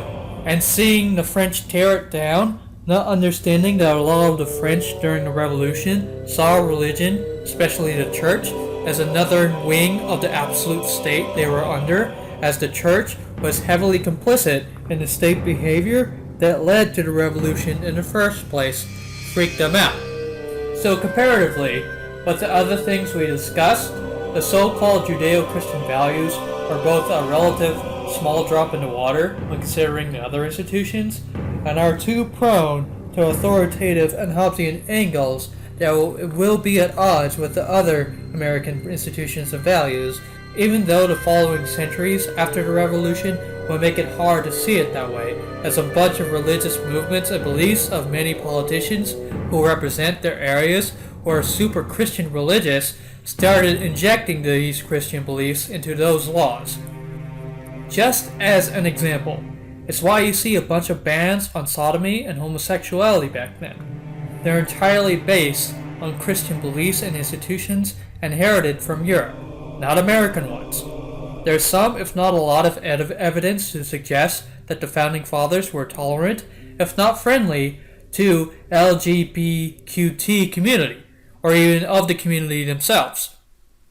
Example, Baron von Steuben was a Prussian military officer, one of the best in Europe, who was hired by George Washington to help train the Continental Army at Valley Forge, adapting Prussian techniques into a less rigid system that fitted American character to the conditions of the New World. The reason he fled Berlin and joined the revolution was because there was a scandal where he threw sexually charged parties, formed intense relationships with other men, became close to aides de camp who seemed to have been involved in their own romantic relationship, and lived with them for 2 years in camp. Yes, the dude was gay. Openly gay, actually. It was very much an open secret, and Prussia dismissed him for that and made him flee Berlin. Even when he had tried to apply to other places, like at the court of Baden, his application tanked because of the accusations and anonymous letters accusing him of having taken familiarities with young boys. And yet, he was a prominent figure in the history of the American Revolution, and important for its success. Without him, victory would have been so much harder to achieve and cost more blood in the process.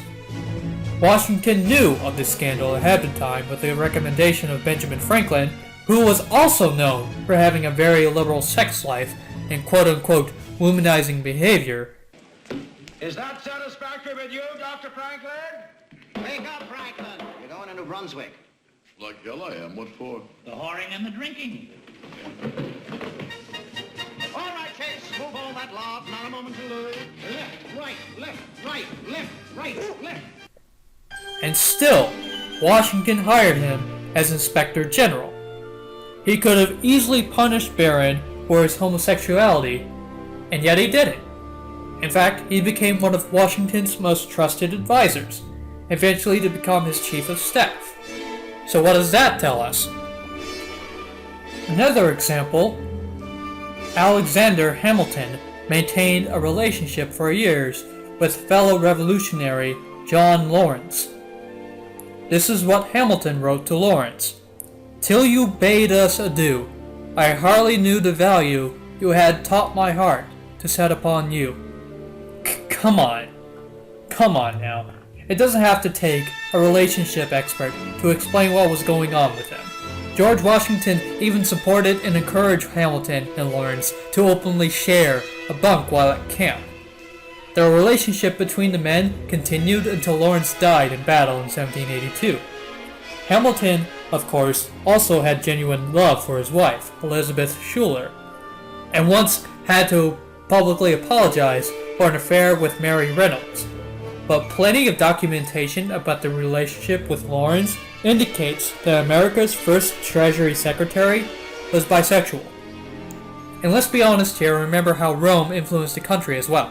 Rome, especially the Roman Republic, was a pre-Christian society, and such current Christian or even Abrahamic sort of notions of sexuality in a religious sense, such as abstinence or prude behaviors around sex, was just non-existent. Homosexuality and sodomy was just not seen as taboo as it is today. In fact, it was very much out in the open. So those thoughts about such from Rome transferring to the United States founding shouldn't be that big of a stretch to think about. And let's remember the institutions of America as well, and how it conflicts Christian anti-gay beliefs as well. Native Americans were very tolerant of gay relationships and are just like the Romans in the same way. Sexuality in a Christian religious sense didn't exist, especially with the idea that they were also polyamory in certain places like the Plains tribes. That all changed when the conquistadors and the subsequent colonists brought in Christianity and forced their morals onto them, abandoning their tolerance in the process. Even natives of today can't fully shake that influence. Also, even though there is little documentation for it, historians suspect there were gay relationships on board for pirate ships as well, especially under the consideration of a pirate custom called madeloidage. I can't pronounce it very well. That heavily influences this thought. A few historians believed that marriage would be more accurately comparable to same-sex marriage or domestic partnership.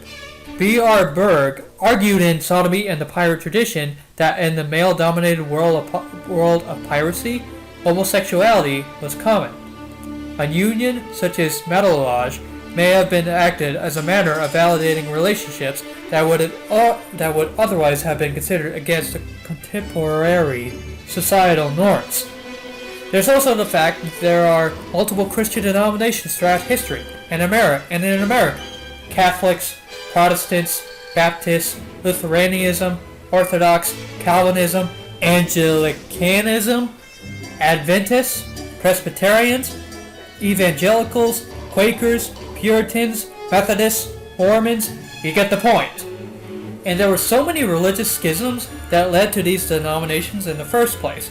Great Schism, Council of Ephesus, Council of Chalcedon, the Schism of 1552, the Protestant Reformation, and so on and so forth. There is no universal set of Christian values. The only thing all of the Christian denominations would agree on is that Jesus was the Messiah, and even then, everything else is fair game, and trying to get a universal agreement on a pan-set of values of Christianity is just asking for trouble. There's even different denominations of Judaism as well. There's at least ultra-Orthodox, religious, traditional, and secular. And these denominations argue and fight each other for the most trivial of things all the time. And may the Christian Lord guide my hand against your Roman popery. Prepare to receive the true Lord. So any idea of a pan-Judeo-Christian set of values that America would be based on would just be too contradictory and create too many problems as it is, that it would just be too dangerous to assume that there is such a thing. And it also paints with a very broad brush that it might as well be seen primarily as an excuse to try and distance America from any Islamic influence in the modern day. Like, for example, America is Christian and Jewish, but screw Islam, screw them!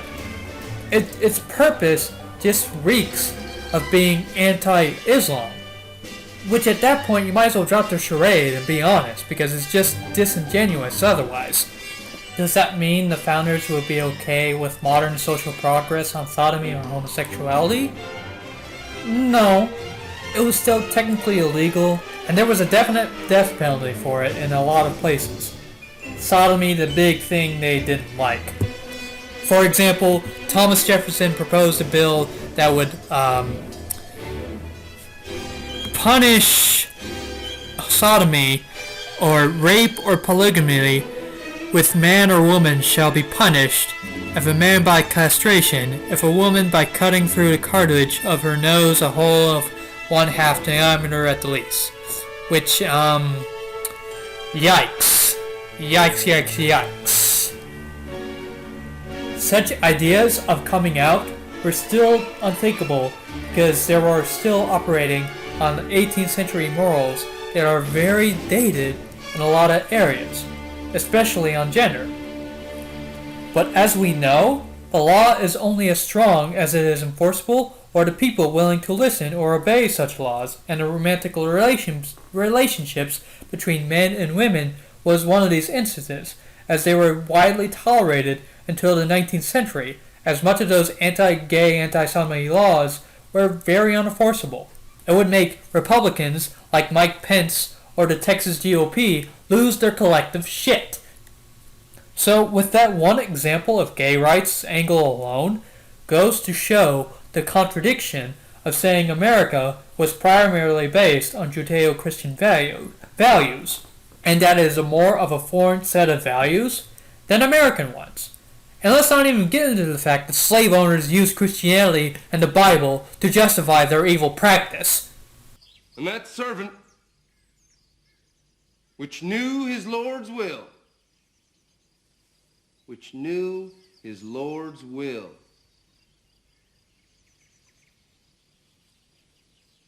and prepared not himself,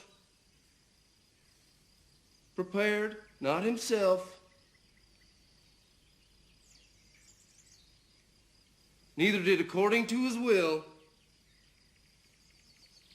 shall be beaten with many stripes. Did you hear that? Stripes.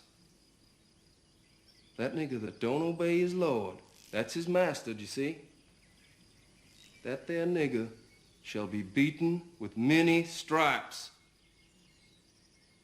Now many signifies a great many. 40, 100, 150 lashes.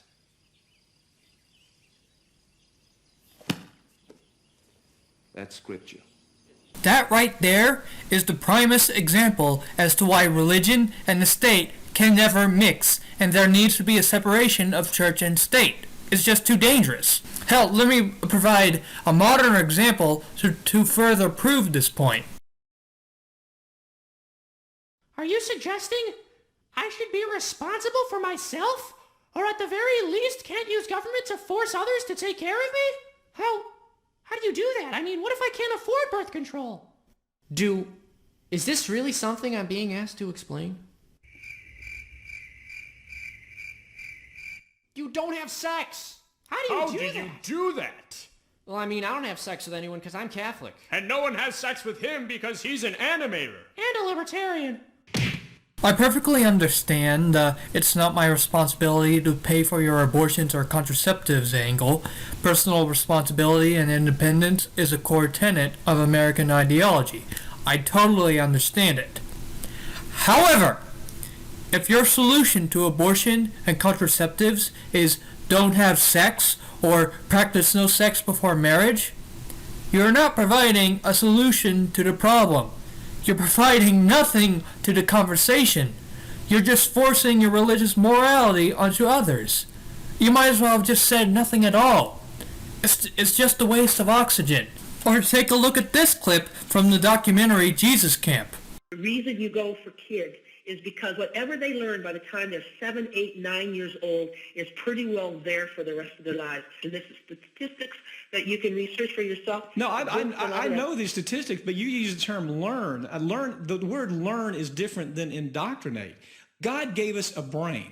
God gave us the freedom to choose. And learning is part of that choice. And I think every time the fundamentalist movement, Becky, interferes with that, we're doing harm. We're doing harm to the progression of mankind. I don't think any child gets anything by choice. As I understood, your question to me was, do you feel it's right for the fundamentalists to indoctrinate their children with their own beliefs? I guess fundamentally, yes, I do. Because every other religion is indoctrinating their kids. Hello? I would like to see more churches indoctrinating. I mean, you can tell a child anything. Just like I said, you can tell a child, you can make a child into a soldier that carries an AK-47. You could call it brainwashing, but I am radical and passionate in teaching children about their responsibility as Christians, as God-fearing people, as Americans, if you want to think. Well, Becky, let me ask you this. How do we ignore that all of a sudden we're creating children soldiers for the Republican Party? How does that figure into anything that Christ had to say about how we should live our life on the earth? I am not aware of any churches that are out there with a political cause. I'm not going after my kids politically, but that, because at the same time I want to say, and I don't have any problem saying to my children, we are pro-life. I got to tell you, God is watching us. God has a very special place for those people who mess with our children. It's not a pretty place. I'm not going to go there, Mike. You know, what's always made this country special, what's always set this country apart is because there is something that we call a separation between church and state. That's always something that separates us and has separated us for 200 years. It has worked. I respect your right as a fundamentalist to teach your children whatever you want to teach them. But don't let that bleed over into the public sector. Don't let that bleed over into the schools. I beg to differ with you. Christianity is important. We believe it's the most important religion in the world because it changes the lives of people. But Becky, it's a witch's brew. It's going to take over democracy. I think democracy is the greatest political system on earth, but that's just it. It's just what's on earth. And it's ultimately designed to destroy itself because we have to give everyone equal freedom, and ultimately that's going to destroy us. And so the perfect world is not going to be perfect until Jesus is truly Lord. Okay. Becky, thanks for joining us, okay? You bet.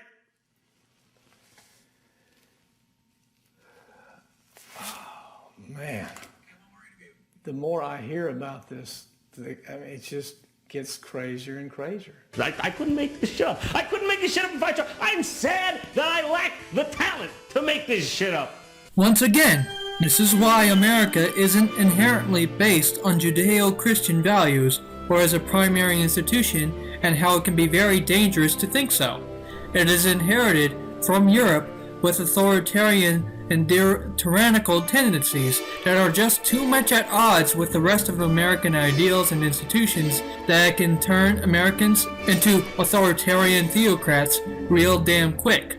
That it is better to have these values isolated to a limited influence or institution than to be a huge one, otherwise compromising the Constitution and the country we built. I can only speak for myself, but I'm an American. I don't kneel or bow for any authority.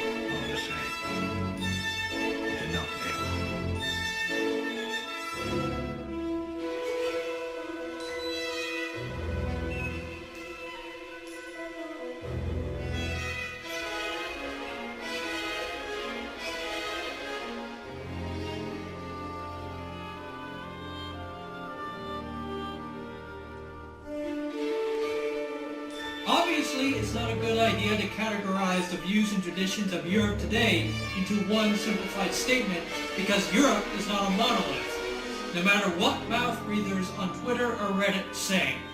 Same goes for America, but we'll get to that in a moment.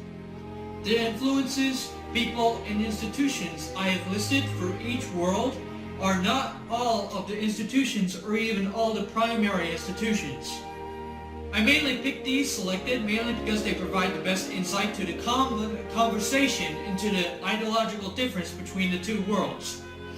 That said, if one should do such, it be that they are a fusion of the ideas and influences of Hobbes and Rousseau alongside the institutions of ancient regimes like Sparta and the medieval feudalistic and absolute monarchs are what helped influence and shape the laws, attitudes, and beliefs of Europe to this day, even with the rebuilding of their societies after the apocalypse that was World War II and the influence from America in that process, which ultimately translates into ultimate trust of governmental institutions as a belief that they work for them as servants.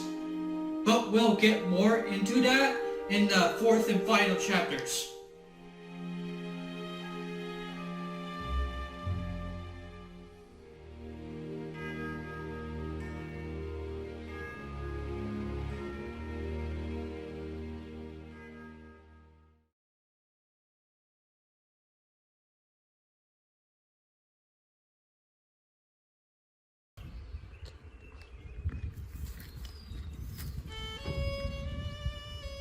I want to be a lot more personal and philosophical with the next one, with America, because there was a time where I was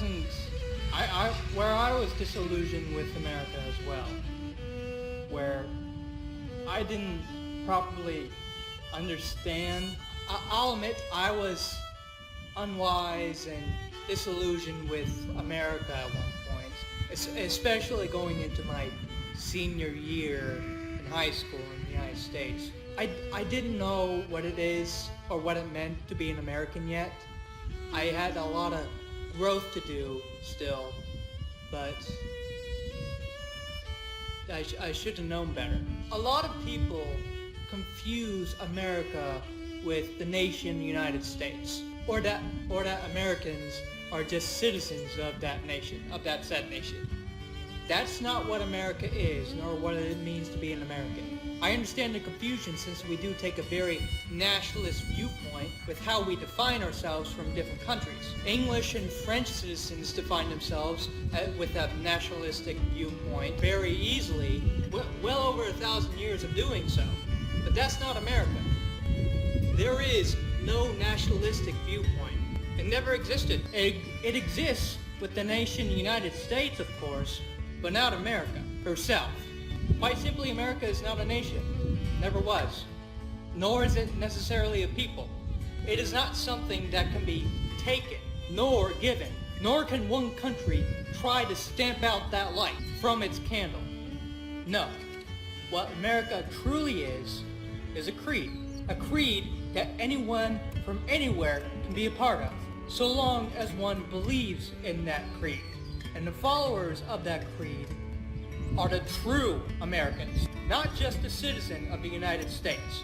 A Polish femboy from Danzig or my soulmate from Nairobi can be way more American than any citizen living here. It's not restrictive. There are no borders, no immigration to worry about, no ethnicity, no racial divides. It doesn't hate you. It wants to make you free. Free from all the tyrants that wish to chain you down to the floor. It's an idea. The United States is just where we stand. Our haven. We don't stand up for the flag or pledge allegiance to the flag or super enthusiastic about America because we're some nationalistic cultists. We do so because it's the first country to truly recognize us outside of the Native Americans. Within a world full of oppression and tyranny, it shined the light for us. Without the United States, we still be in a world of darkness, hiding from those who wish to stamp us out. And our creed is best described as the ideas and influences of Locke, Montesquieu, and Rome, alongside the institutions of Native Americans, the decentralized and rebellious living of colonial life, and the pirates of the Caribbean, with an emphasis on property rights, protecting what is yours, were the primary focus points that influence the laws, attitudes, ideas, and institutions of at the very least the United States, if not the rest of America, of the Americas, if not the rest of the Americas. That the individual is more than capable of being self-sufficient and responsible for one's actions, and that the government is always prone to oppression and tyranny, as it is with the den of absolute monarchs in Europe that they must break off from, that must be decentralized, restrained in order for such government to not gain dangerous predominance of control that will infringe on the rights of individual rights, as it is in their nature to do so, like the scorpion stinging the frog. No government can help itself from doing so. So it must be restrained for the benefit of all individuals. In short, America has no meaning, no identity, no political culture or history that is apart from its ideas of liberty, individuality, and democracy, and the continuing efforts of Americans to realize those ideas. In short, America has no meaning, no identity, no political culture or history that is apart from the ideas of liberty, individuality, and democracy, and the continuing efforts of Americans to realize those ideas. Sounds an awful like Connor Kendry from Assassin's Creed 3. Seriously, think about it. He fits every box. A Mohawk native, a privateer, or at least a private kid ship captain, subscribes to ideas that fit classical Rome if you stretch hard enough, part of a decentralized community that's stable and prosperous. The list goes on. It's hard not to see the comparisons. He's the quintessential American. I mean, we all say this, so long as it ignored a rabid pro-slavery South, its cruel centralized authoritarian Confederacy, and the subsequent heavy racism, lynching, and segregation. That's a huge scar on that front that we're still trying to mend.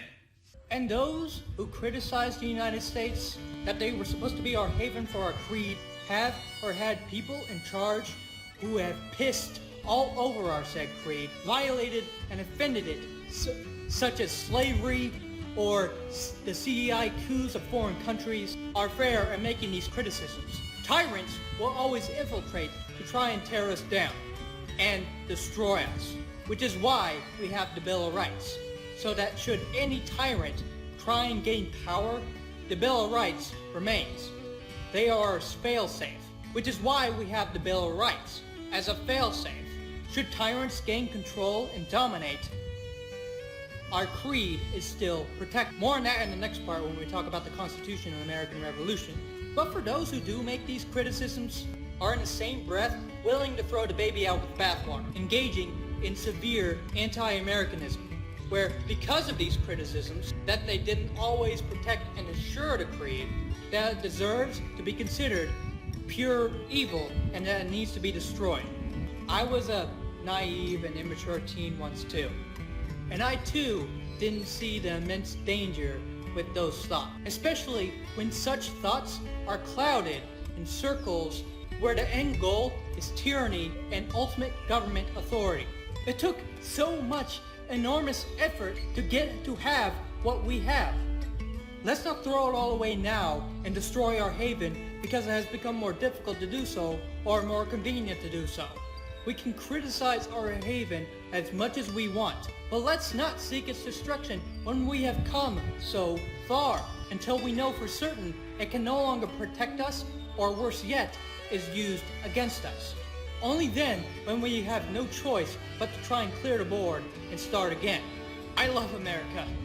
I'm a die-in-the-wool American, and to seek anything else is to regress back to a time where the only rule was how merciful the tyrant was that day, as you're bound in chains under the illusion of safety and protection, freedom, liberty, democracy, individuality, independence, the right to chart one's own path, with or without the law's approval or any societal support, and to fight against those who wish our destruction. We don't fight so that certain geopolitical relations are satisfied. We don't fight for power or greed or any of that. Some may do, but we don't accept them. They are banished exiles to us. We fight for a creed of liberty, freedom, democracy, independence, and the many other tenets it composes, and to ensure that our haven remains our protector against tyrants and oppressors, even when they infiltrate among us, to oppress our fellow Americans, from those forced into cruel bondage by slave owners,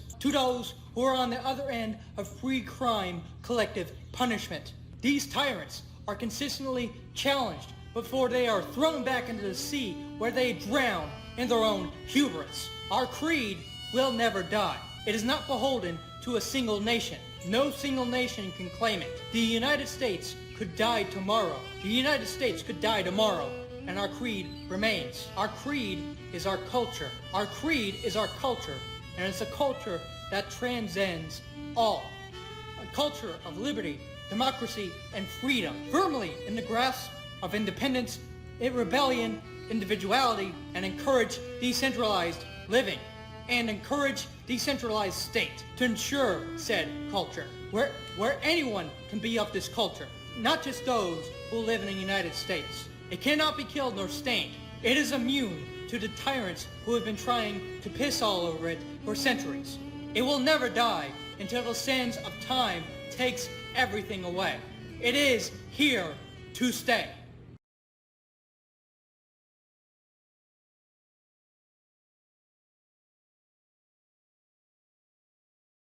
These two different political ideologies would go on to shape and affect the United States in more ways than one, where political events and parties will go on to be shaped and affected by them, one way more so than the other.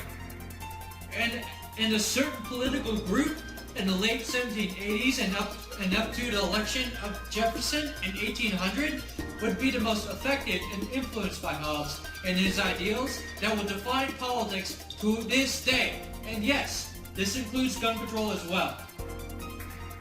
But before we go any further, what we need to discuss now is the individualist and collectivist views themselves, so we can establish them early on going forward.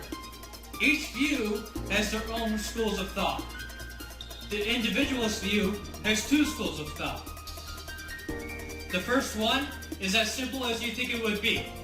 Any individual can own and purchase weapons, whether that be firearms, swords, knives, any of their choosing, where they can walk into a gun shop or an outdoor shop and buy a weapon for themselves, with or without any hurdles to jump through or any obligations to be a part of a militia. The second one plays into the first 4 words of the amendment, that in order to form a militia of any kind, independent or otherwise, the people cannot be denied the right to bear arms, otherwise they wouldn't be able to form said militias. The collectivist view has 3 schools of thought. The first one wants to avoid using standing armies, as it is commonly perceived to be a threat to liberty and desired for states and local communities to organize into militias for their own collective protection as primarily state functions and institutions, never privately.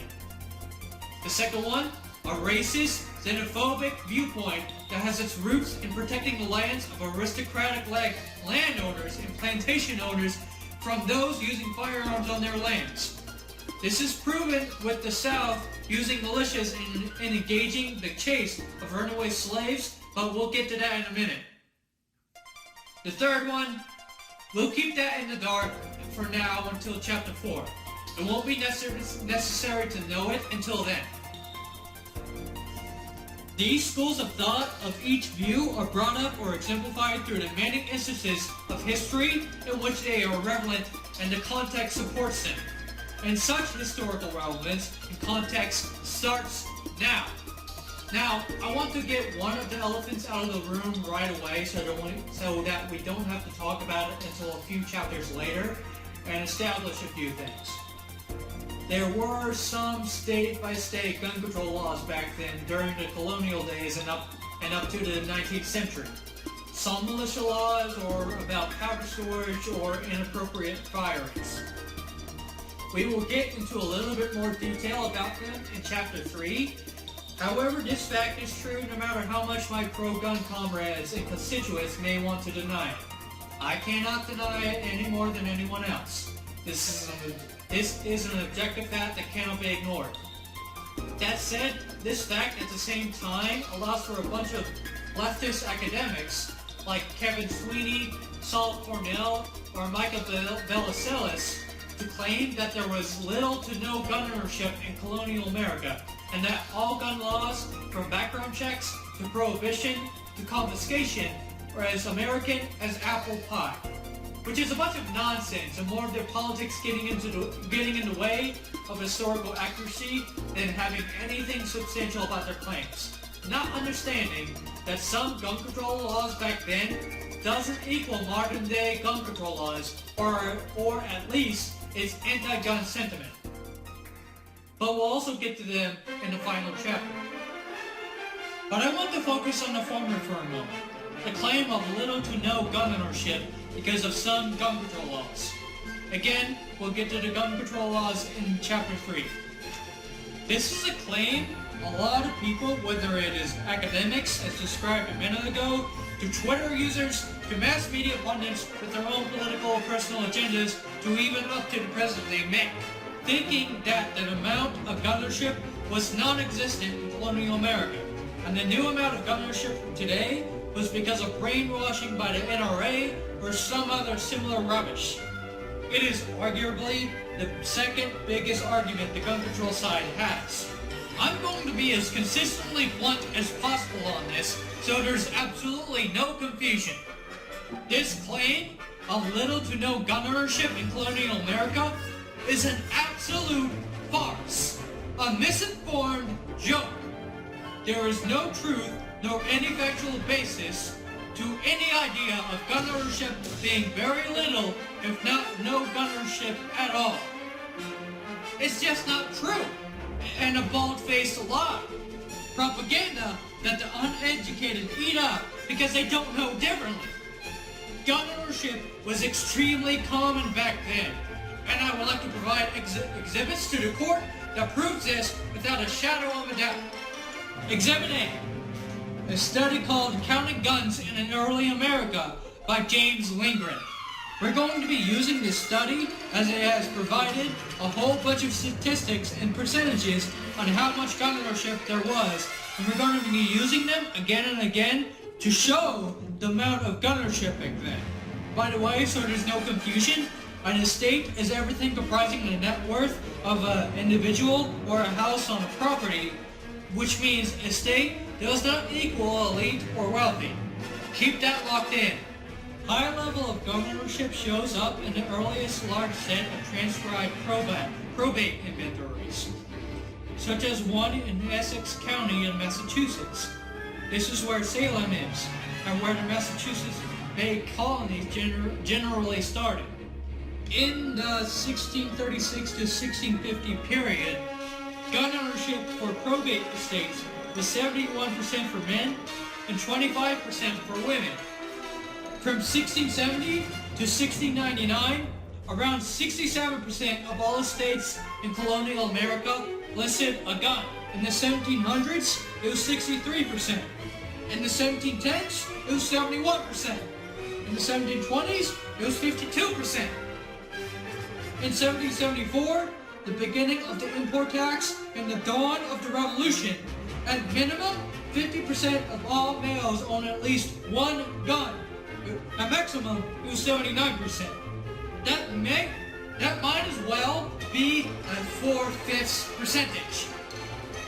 You were 6 times more likely to find a gun than you were to find a bladed weapon. Twice more likely to find a gun than a Bible. That guns would be so widely owned once men could afford them is consistent with the view that gun ownership was an important tool and perhaps part of male identity at the time.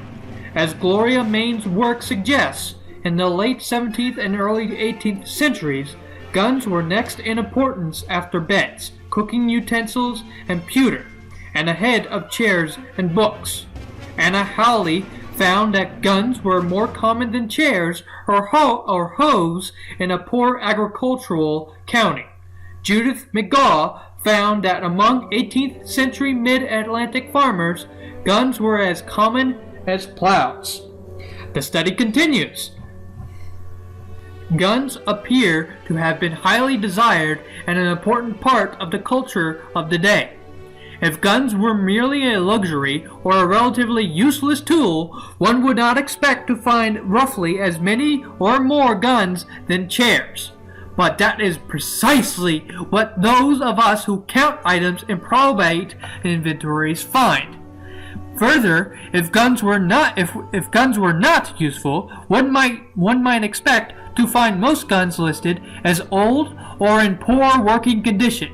But fully 87 to 91% of gun estates in the 3 databases we examined at length are here enlisted at least one gun that was not described as old or broken. Gun owning was so common in colonial America, especially in comparison with other commonly owned items, that any claim that 18th century America did not have a gun culture is implausible, just as one could not plausibly claim that early Americans did not have a culture of reading or wearing clothes. And do you know what the kicker is? The study also concluded that these statistics were almost certainly a low estimate, as probate records do not account for transfers of goods before death, and they are obviously incomplete. In other words, the numbers I've shown are low balls. Low balls! So a conclusion can easily be made that the actual true percentages of gun ownership are actually much higher, even in the 90% or even 100%. That right there tells you everything. Obviously, I can leave the conversation there, but I don't think percentages and statistics are going to be enough. This really needs to be beaten over the head with, so there's no doubt and no excuse for any mental gymnastics. So let's continue with our next piece of evidence. Exhibit B, freedom dues. What's a freedom due? Well, they are or were a form of payment supposed to enable the ex-indentured servant to reach autonomy. Or, in other words, they were what a master owed an indentured servant upon completion of their service. It's how they gained their freedom back. Legally, indentured servants were unfree. The master could employ their labor himself, or could sell or rent them to someone else. The key legal difference between an indentured servant and a slave was that the indenture was for a term of years, often 7 or 10. In contrast, a slave often had no prospect for emancipation. Slaves were usually allowed to earn money on their own time, such as by working as a craftsman. They sometimes earned enough to buy their own freedom, and some laws required that a master emancipate a slave who offered a certain sum. Some owners emancipated slaves freely, such as in the master's last will and testament. Legal restrictions on emancipation would become much stricter in southern states during the 19th century for obvious reasons. And many of the colonies, if not all of them, often obliged heads of household to ensure that their servants and children were armed. In addition, the colonies generally required that when an indentured servant or apprentice finished his or her term of labor, the master provided some goods, known as freedom dues, so that the person could begin independent life. Some colonies specified that firearms were a part of freedom dues. Examples. Maryland required masters to give discharged male servants 1 gun of 20 shillings price, not above 4 foot by the barrel, nor less than 3.5, which said gun shall, by the master or mistress, in the presence of the next justice of the peace, be delivered to such free man, under the penalty of 500 pounds of tobacco on such master or mistress omitting to do so, or mistress omitting so to do. A 1704 amendment fined a former servant who sold his gun within the ensuing 12 months. A 1704 amendment fined a former servant who sold his gun within the ensuing 12 months. In North Carolina, a 1715 statute told the master to discharge his or her obligation by giving the freed servant 3 barrels of Indian corn and 2 suits of clothes, or 1 suit of clothes and a good well-fixed gun, if he be a manservant. A 1741 statute revised the freedom dues and ended the arms mandate, unfortunately. Virginia's freedom dues for males included 1 well-fixed musket or fusee of the value of 20 shillings at least.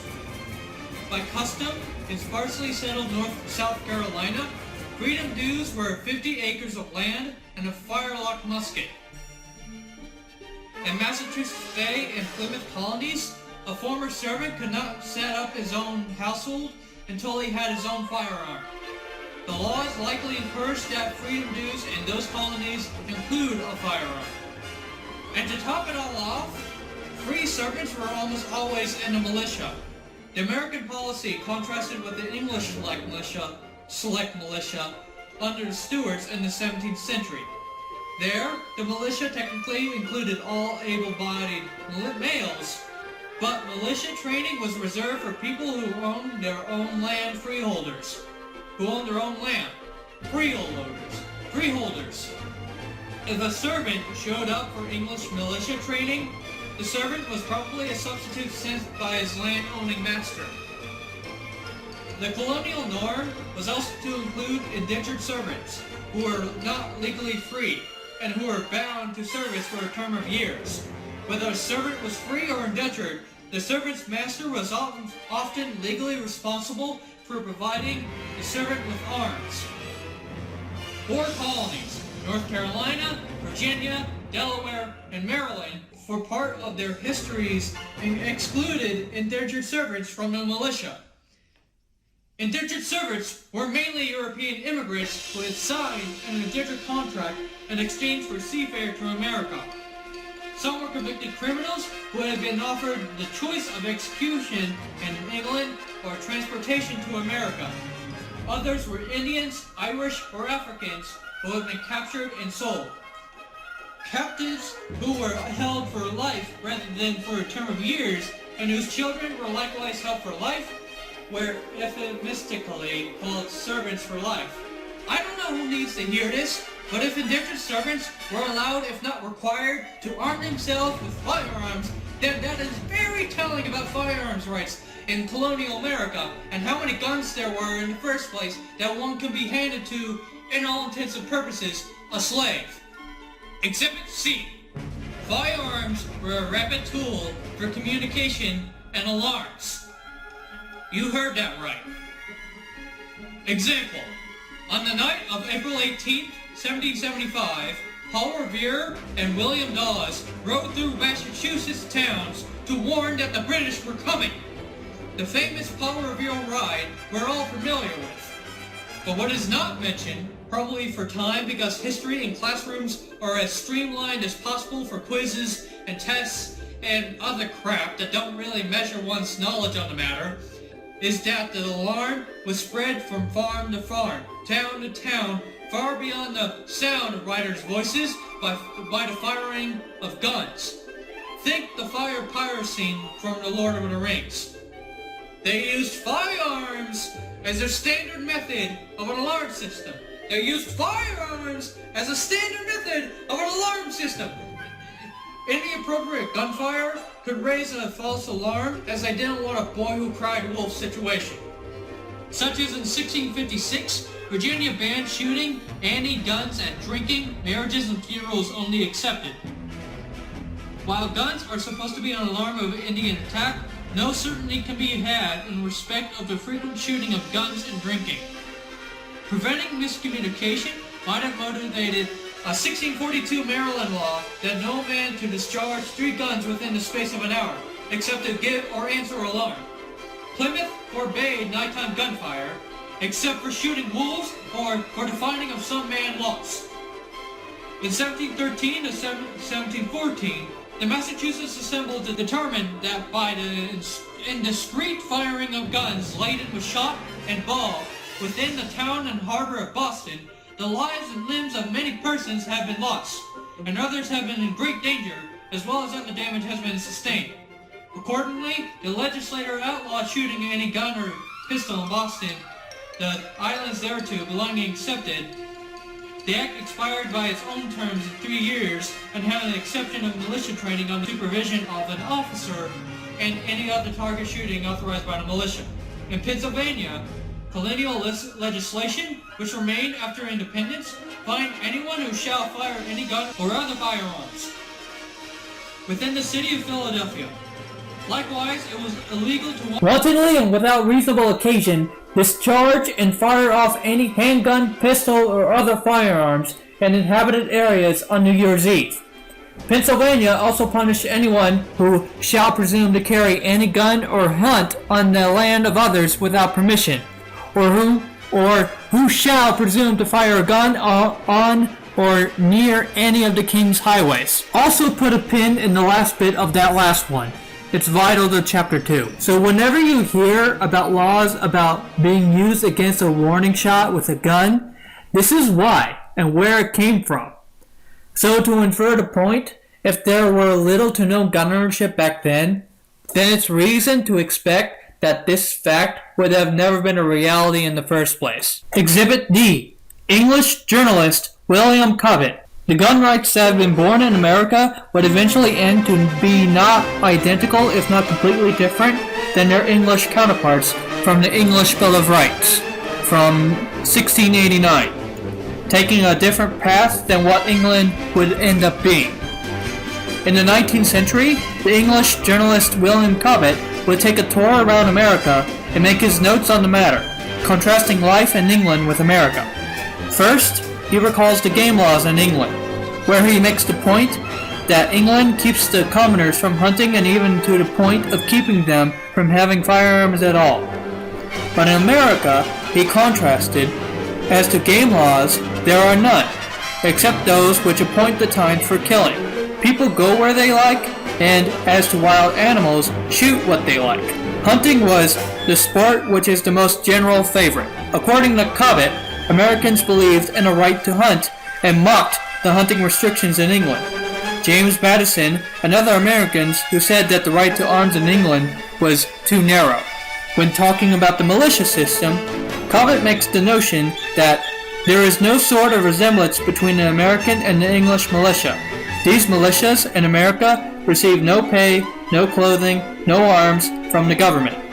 Every man goes out in his ordinary way and carries his own arms and accoutrements.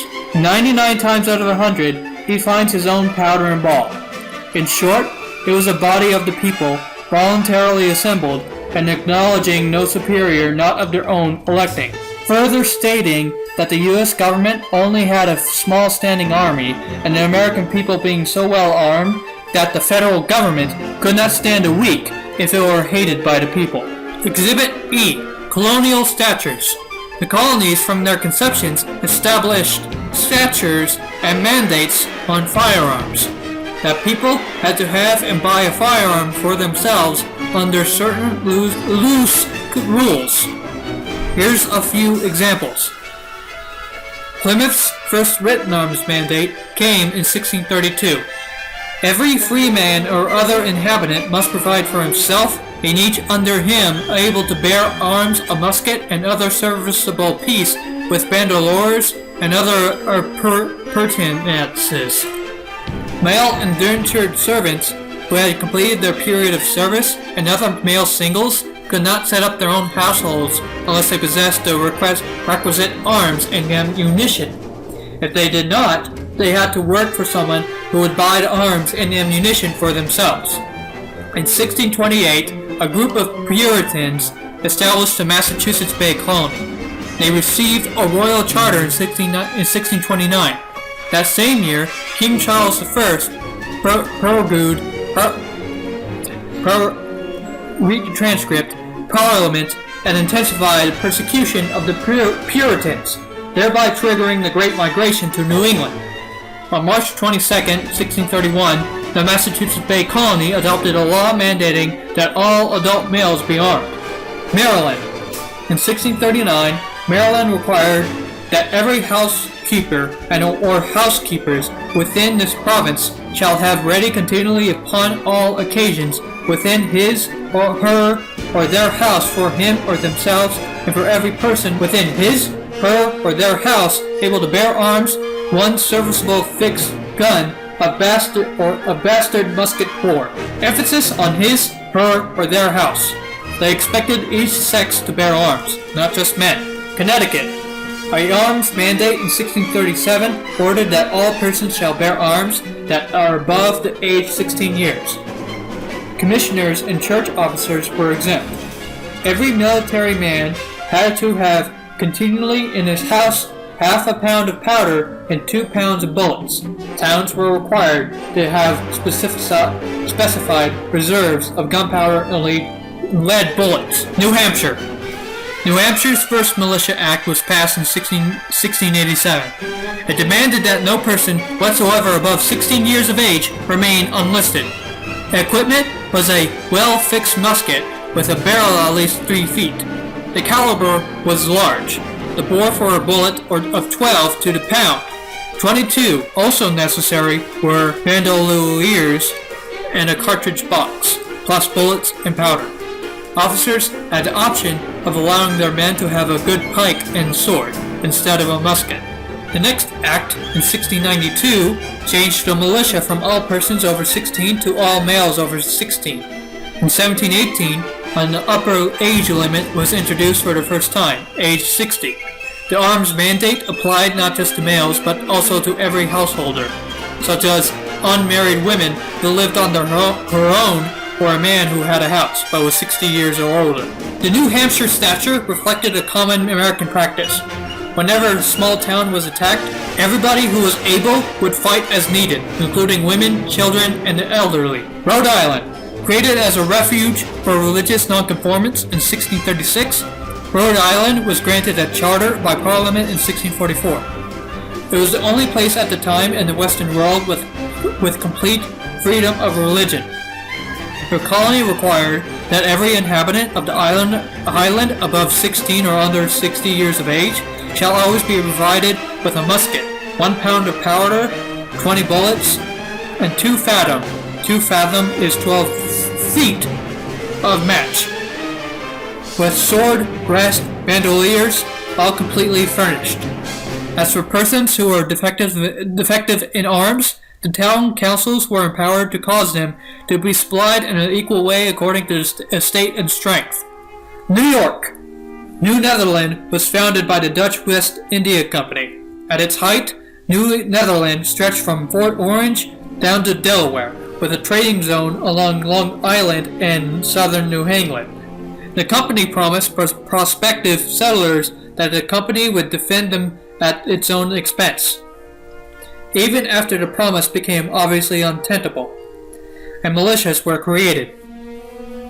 New Netherlands scattered settlements lacked a strong sense of community for which to fight and were too weak even if they had been willing. When the British Navy showed up in 1664, Dutch Governor Peter, I can't pronounce his name, received little support from the inhabitants, so he had to surrender without firing a shot. British King Charles II gave the colony to his brother James Stuart, the Duke of York, so the city of New Amsterdam became the city of New York, and the colony of New Netherlands became New York.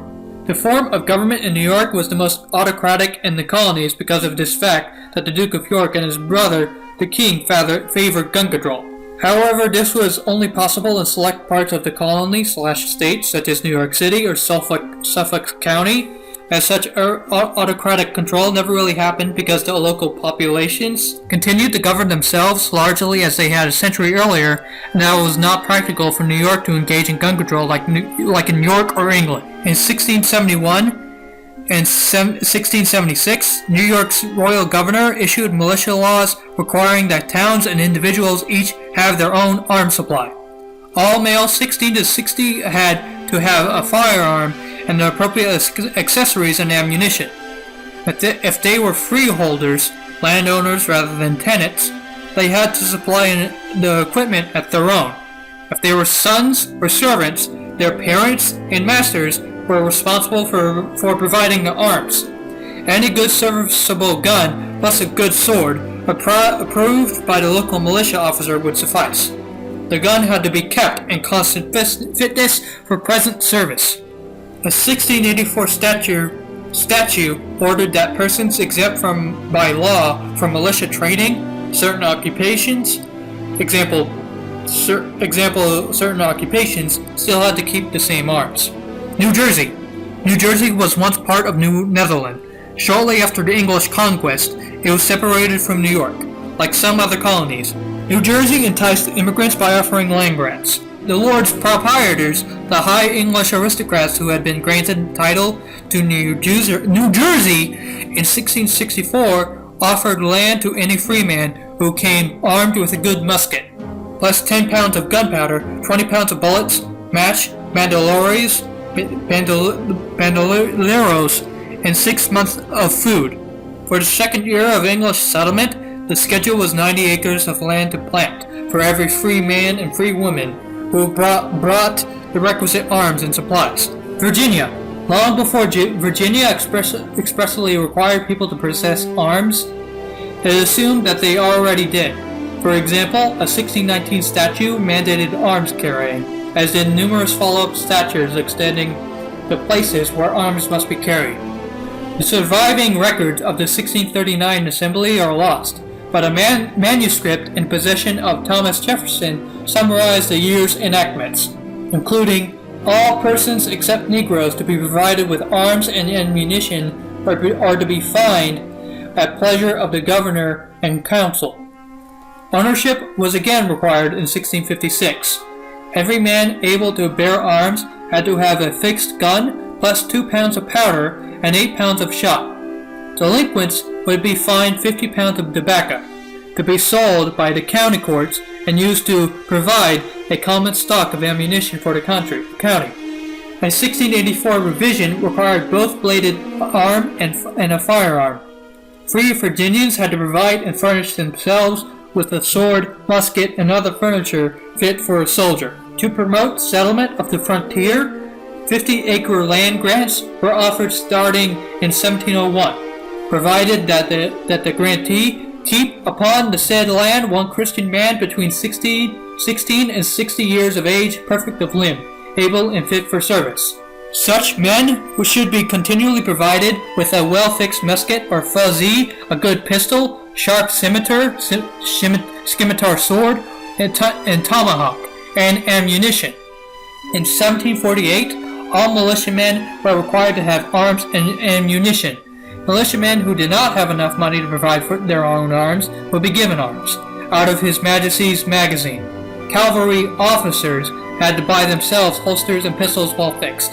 A requirement that persons exempted from militia service, such as college professors, must possess militia-type arms was added in 1762. North Carolina. The Carolina colony was given a charter in 1663. In 1712, South Carolina was split off from North Carolina because the North and South developed differently from the start. To encourage settlement, the 8 original Carolina proprietors offered prospective immigrants a strong legislature, religious freedom, and generous land grants. The requirements were similar to New Jersey's land grant program. Immigrants had to bring 6 months of provisions so they could take care of themselves while they settled. Every man had to have a good musket, full bore, 10 pounds of powder, and 20 pounds of bullet. A free woman immigrant could instead have an armed servant. Bonus lands were granted to every additional person in an immigrant group who was above the age of 14 years and had a good firelock or matchlock. North Carolina's 1715 militia law encompassed all free men between 16 and 60. The militiamen were obligated to appear at militia musters with a good gun, well-fixed sword, and at least 6 charges of powder and ball. Under a 1746 statute, militiamen had to be well provided with a gun fit for service, and at least 12 charges of powder and ball, or swan shot, 27 and 6 pair splints. The 1746 statute also brought indentured servants into the militia. The North Carolina militia included free blacks as well. Free Negroes served in the militia of North Carolina with no apparent discrimination against them, which is a very weird and dumbfounding fact in and of itself to even think about, considering how vehemently racist and white supremacist the rest of the South was. Delaware. Sweden had established Fort Christina near present-day Wilmington, and 2 other settlements starting in 1638. It covered the northern part of Delaware Bay, the part of the future state of Delaware, plus the area around the southern Delaware River, which divides New Jersey from Pennsylvania. The Swedes relied on militia for defense. New Sweden fell to Dutch New Netherland in 1655. Then in 1664, the English seized New Netherland from the Dutch. After 1664, Delaware was initially governed as part of Greater New York, the successor to New Netherland. A 1671 law required every person that can bear arms from 16 to 60 years of age to have powder and bullet fit for service and their mutual defense. Militiamen who could not afford their own would be given arms from the Colonial magazine. When Pennsylvania was created as a separate colony in 1681, Delaware was included in the grant. Pennsylvania proprietor William Penn allowed the 3 lower counties, modern Delaware, their own assembly, but they shared a governor with Pennsylvania. Delaware's Swedish, Finnish, and English settlers were not predominantly Quakers, unlike the majority of the early settlers of Pennsylvania, so Delaware did not hesitate to embody militias when necessary. However, as in South Carolina, Delaware's legislature was chary of putting the power of the sword in the hands of the governor, so colonial militia laws were enacted on a temporary basis during the periods of necessity. In the War of Jenkins' Ear, 1739 to 1742, Great Britain fought Spain and France. Due to the foreign threat, Delaware modernized its arms mandate. Every freeholder and taxable person shall have 1 well-fixed musket or firelock, 1 cartridge box with 12 charges of gunpowder and balls therein, and 3 good flints to be approved of the commanding officer of the respective company to which he belongs, and shall be obligated to keep such arms and ammunition by him during the continuance of this act. The militia law would sunset after 3 years or the end of the War of Jenkins' Ear, whichever came first. The laws of the government of Newcastle, Kent, and Sussex upon Delaware, 171, 1741. Every freeholder and taxable person had to own specified arms. A freeholder owned the land outright and could be male or female of any color. A taxable person was someone subject to a capitation tax, often but not always for the established church. In some states, white females were exempted, although many people had to be armed. The Delaware militia comprised males 18 to 50. Masters of indentured servants had to be armed. The Delaware militia comprised males, masters of indentured servants had to make their servants enlist. Like other colonies, Delaware exempted certain occupations from routine militia service, but still ordered them to be armed and ready to serve in an emergency. Pennsylvania. Early eastern Pennsylvania was part of New Sweden/New Netherland/New York and was covered by New York's 1676 militia law. Even beforehand, some towns had formed their own militia. Pennsylvania was created as a separate colony in 1681 by the Quaker William Penn, in settlement of the enormous debts that the Duke of York, the future King James II, owed Penn's father. Pennsylvania means Penn's Woods. Pennsylvania, the Pennsylvania colony, was long unique, never mandating that anyone be armed, nor establishing a colonial militia. After Quakers lost political control of the colony in 1755 to 56, there were intense political conflicts over the creation of militia. There were always volunteer militias, and some local governments did raise local militias, but not until 1776 was a statewide militia obligation created pursuant to the new Pennsylvania Constitution. This is also important later on in Chapter 2. All of these acts straight up say that those coming must be furnished with their own arms, paying for their own arms, coming with their own arms. This was present in both Jamestown, Plymouth, and most of the colonies, if not all of them. A law that says you must have a firearm if you want to have a house or be a part of the militia or whatnot doesn't exactly scream gun control to me. If the government mandated that you must eat candy in order to have breakfast, would you call that candy control? Just sounds like cognitive dissonance to me. The gun laws of the past may have not been laissez-faire, but they were definitely not restrictive in any way. If anything, the colonial governments feared that not enough free men in a country with extremely high gun ownership to begin with owned and carried guns, so they imposed mandatory gun ownership and carry laws to ensure it to those who very few that don't. Not the colonial governments distrusting the free population with guns and saying it was only for the government. That's just absurd and unenforceable nonsense. Exhibit F. The Boston Massacre Trial. One of the most important and famous, or in some cases infamous trials, let alone events, of the 18th century America is the Boston Massacre and its subsequent trial. On the night of March 5th, 1770, British redcoats fired on a threatening crowd that was pelting them with ice, spitting at them, taunting them by yelling "Fire!" 5 members of that crowd were killed as a result. The British government selected noted American attorney Robert Treat Paine to lead the prosecution of the soldiers that are accused of murder. John Adams was among the counsel for the defense. Although the facts were disputed, the law was not. During the trial, both sides presumed the legal right of soldiers and civilians to defend themselves from violent attacks.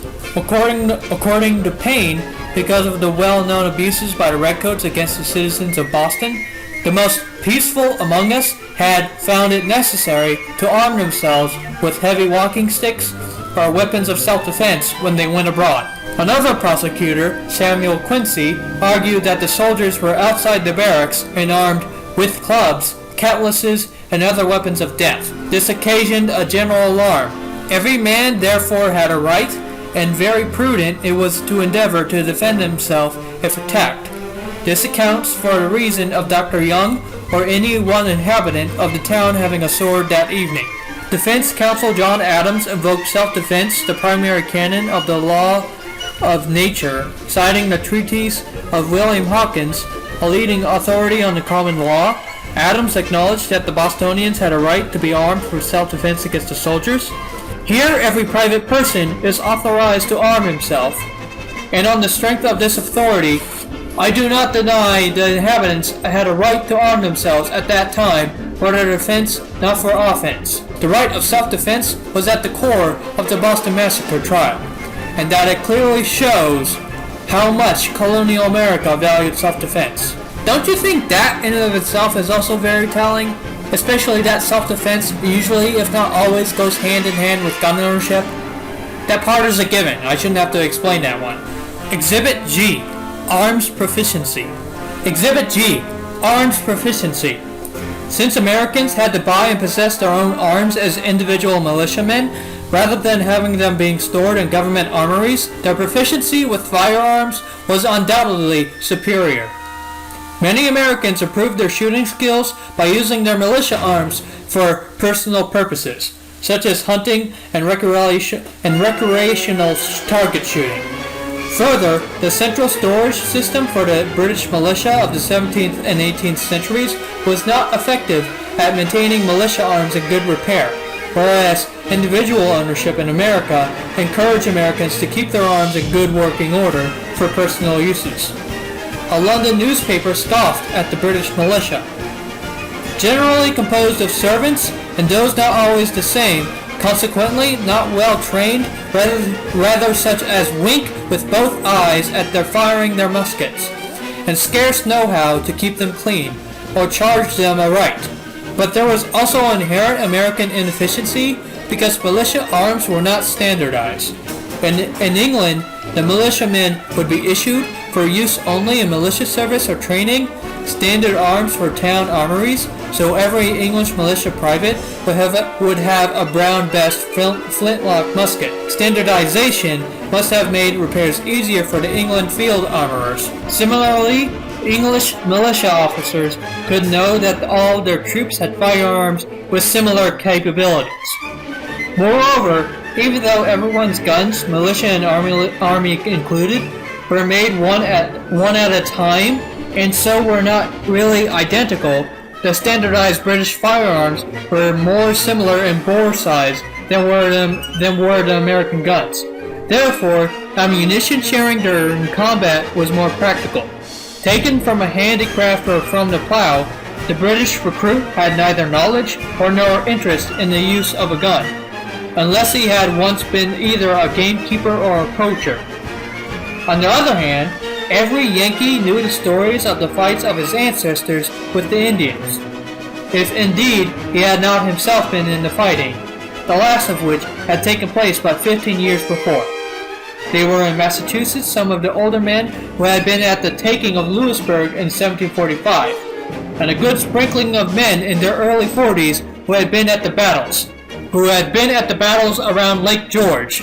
Small as was the proportion of these men in the population as a whole, and remote as was the time when every man could kill his own meat at the cost of a little hunting, there survived, in the province, the tradition of frontier life, and a genuine contempt for the methods of the regulars. The dominance of arms proficiency of the Patriots over the British is made well obvious when reading a manual called Easy Plan of Discipline for a Militia by Timothy Pickering, giving off pretty well-off shooting advice, saying, lean the check against the butt of a firelock, shut the left eye, and look with the right down the barrel, from the breech pin to the sight near the muzzle, at the object you would hit, or in other words, take good sight. This really shows the difference between American ideas of shooting versus British.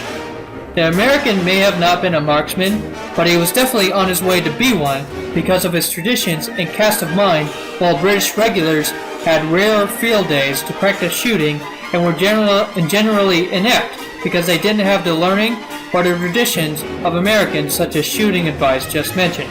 Arms proficiency in England was impaired by the game laws, which forbade most of the population to hunt. On top of that were laws that the monarch in the 17th century had created in an attempt to limit ownership or carrying of firearms by some of the free population. America had nothing like the game laws or the class-based gun controls. The conspicuous exception to the above was the enslaved population in America.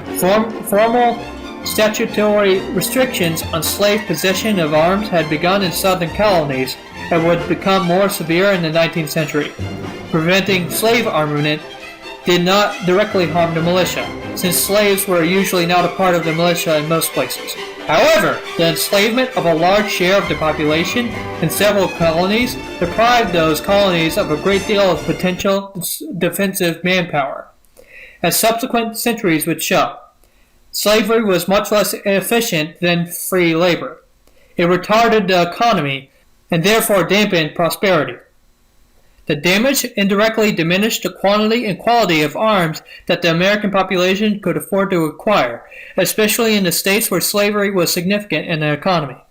After describing several of the above problems, Richard Marcus offers a conclusion about the Connecticut militia that can be applied to all the America militias. Nonetheless, the economic problems of a newborn colonial society, the fear which existed among colonials concerning service in regular regiments commanded by British officers, and the distinction of royal authorities to allow the colonies to form their own professional standing regiments created an environment in which militia, with all its strengths and weaknesses, was the only practical answer. Exhibit H. Popular Will. Reflecting popular will, colonies were sometimes stingy in sending armed forces to assist other colonies. Sure, there were times when the colonies were generous in mutual aid. For example, South Carolina, including its Indian allies, sent substantial forces to help North Carolina in the Tuscarora War of 1714 to 1715. Leading men sometimes proposed a unified military force of the American colonies. Even William Penn, the Quaker pacifist and proprietor of Pennsylvania, advocated for a central colonial American government with the power to order quotas of fighters from every colony. Nothing came of any of these proposals. The colonies were too diverse and unwilling to yield their self-government, of which militia control was the sine qua non. Not until the mid-1770s, when it became clear that the British government intended to fully subjugate all the colonies and would use military force to do so, did all 13 colonies accept the wisdom of Benjamin Franklin's 1754 political slogan, "Join or die." Yet even during the Revolution, militias sometimes resisted out-of-state deployment. A long-term solution was the adoption of the United States Constitution, granting Congress the authority to call forth any state's militias and to send it where needed within the United States. We'll get into that later. Exhibit I. Training. When training was understood back then, it meant the frequency and quality of militia training and musters were greatest when danger was near, and lackadaisical at other times. England was usually well protected from foreign attack by the wooden walls of its powerful navy, whereas Americans were often in immediate danger from the Indian nations, New France, and to a lesser degree, New Spain's Florida colony. Because Americans resorted to their militias more often, their militias were better trained and more capable. Exhibit J. Grenades. I mean, come on now. This one's obvious. A softball. And yes, the Patriots did use and own grenades. When John Paul Jones and his crew squared off against the Separaris, a superior British battleship, at a certain point, when their cannons were out of the picture, they lobbed grenades at the Separaris, finding any crevice they can find, killing many, and destructively disabling the Separaris. Exhibit K. A View of the United States of America by Tench Coxe. While serving President Washington's administration, Tench Coxe wrote a major book analyzing the future of the American economy, A View of the United States of America, a leading work of the time on commerce, industry, and agriculture that gives a comprehensive and insightful examination of American economic development at the time. Coxe makes multiple notes at certain pages.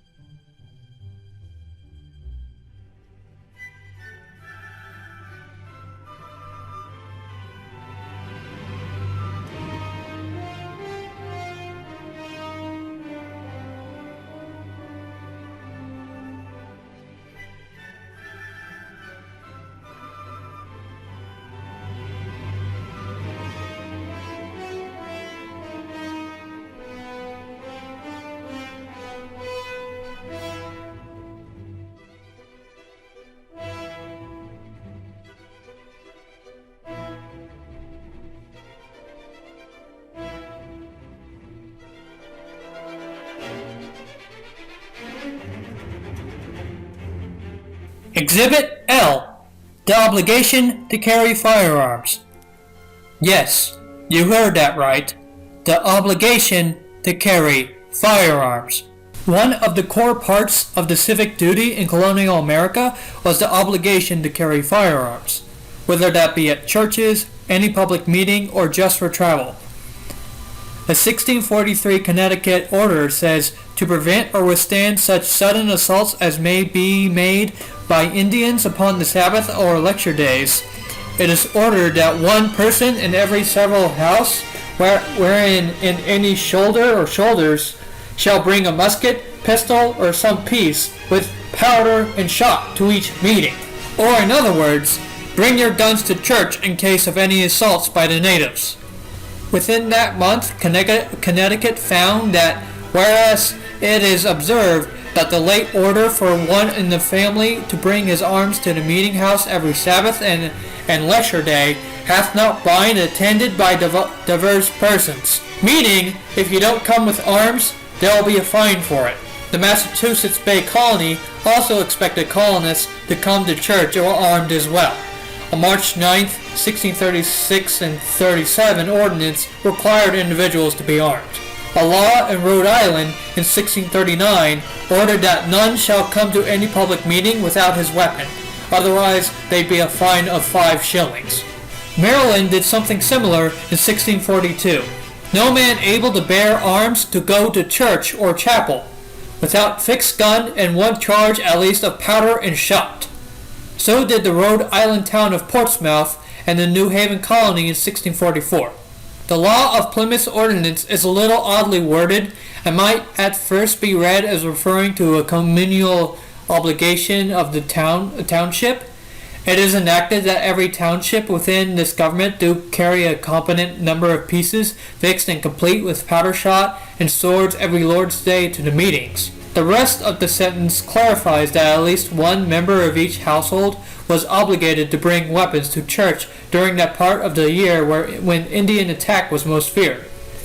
One of a house from the 1st of September to the middle of November, except there be some just and lawful impediment. By 1658, Plymouth had reduced the requirement so that only 1/4 of the militia was obligated to come to church armed on any particular Sunday. In 1675, apparently in response to a current military crisis, all were again required to come to church armed with at least 6 charges of powder and shot during the time of public danger. While the original motivation in colonies both north and south for bringing guns to church was fear of Indian attack, by the 18th century, the southern colonies, concerns appear to have shifted to fear of, once again, slave rebellion. Virginia's 1619 and 1632 statutes were somewhat vague as whether all men were required to come armed to church or not, because of the qualification fitting to bear arms. The requirement was more clearly restated in the November 1738 statute that required all militiamen to come to church armed, if requested by the county's militia commander. Other language in the statute suggests that protection of the white inhabitants from possible slave uprising was now the principal concern. South Carolina's 1743 confusingly worded statute required every white male inhabitant of this province, except travelers and such persons as shall be above 60 years of age, who are liable to bear arms in the militia of this province, shall on any Sunday or Christmas day in the year go and resort to any church or any other public place of divine worship within this province, and shall not carry with him a gun or a pair of horse pistols. With at least 6 charges of gunpowder and ball, and shall not carry the same into the church or other place of divine worship as aforesaid, would be fined 20 shillings. Other provinces required church wardens, deacons, or elders to check each man coming in to make sure that he was armed. The purpose was for the better security of this province against the insurrections and other wicked attempts of Negroes and other slaves. A similar statute appears in Georgia in 1770. Along with the civic duty to be armed at church, several colonies required travelers to be armed. A Virginia law in 1623 required that no man go or send abroad without a sufficient part well armed, that go not to work in the ground without their arms, and a sentinel upon them, that the commander of every plantation take care there be sufficient of powder and ammunition within the plantation under his command, and their pieces fixed and their arms complete. Massachusetts imposed a similar requirement in 1631, ordering that no person was to travel singly between Massachusetts Bay and Plymouth, nor without some arms through, though 2 or 3 together. While the law does not specify that arms meant firearms, it would seem likely, considering Massachusetts' other laws requiring all militiamen to own a gun. That measure was strengthened in 1636, and no person shall travel above 1 mile from his dwelling house, except in places where other houses are near together, without some arms, upon pain of 12 deed for every default. Rhode Island imposed a similar requirement in 1639. It is ordered that no man shall go 2 miles from the town unarmed, either with gun or sword. There was a fine of 5 shillings for failing to be armed. Maryland's 1642 law, requiring everyone to come to church armed, also dictated, no man able to bear arms to go any considerable distance from home without fixed gun and 1 charge at least of powder and shot. So yes, open and concealed carry is by and large an important institution of America, and constitutionally, or at least can be easily argued to be constitutional. I feel like that should be enough to convey that gun ownership was common in colonial America, and that any idea that gun ownership was very little, if not non-existent, all the while to believe that there were no individual right to own a gun in the first place, and it was all a collectivist one, to be ludicrous and downright absurdity. But what we need to do now is to define what a militia is, at least in the colonial American context, because this is where the debate truly becomes the most divisive and potent. It is the biggest and most commonly used argument on the gun control side, mainly because of those first 4 words of the Second Amendment, a well-regulated militia. There's too many disagreements on what a militia is or isn't, and to not address it now to ensure what it really was, so we don't have to worry about it later down the road, wouldn't exactly be prudent. Yes, emphasis on the past tense there. This will be important later in part 4. Now, those who support the collectivist view will be quick to say, it's a military force! It's a military force! Just simply by how it's described modernly and through the lens of some of the militia laws. But the actual answer is that, no. Just being an armed or military force is not at all what they were. It was a part of it, sure, but there was a whole lot more to it than just that. And thinking that way is a very modern view of it. What they actually were social clubs, with different meanings and responsibilities in different areas of the country with militaristic overtones. As what was a militia varied in certain places. Some militias were purely local and on their own, while, at most, others got what was called a corporate charter from the state. When the history books talk about the state training their own militias or pointing out any militia laws made by the states, this is what they mean. The individuals write up their articles of incorporation detailing the structure, objectives, and plan operations of the militia and have it be approved by the governor.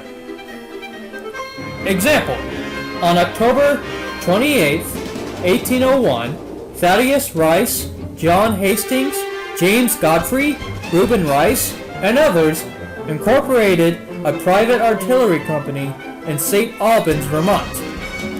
On November 3rd of the following year, 40 individuals did likewise in Shrewsbury, Rutland County. and there's plenty more examples around listed throughout American history. You can read more about them in the book One Nation Under Debt by Robert Wright. This is no more than what business corporations do all the time today. Are you going to sit there with a straight face and say that big corporations like Walmart, Tesla, Facebook, and others are not private but owned by, cooperate with, and are a part of the state? Or a worse yet example, that workers are owned or subjugated as property by their employees? Really? There's a word for that. Nationalization, if not fascism. It's what they are. Corporations owned by or cooperate with the state and cooperate and work in the benefit of the state. Are you sure you want to make that argument? A militiaman, organized or unorganized, is a citizen. Plain and simple. Practically, the citizen soldier was central to American life and defense, as you can connect the dots with.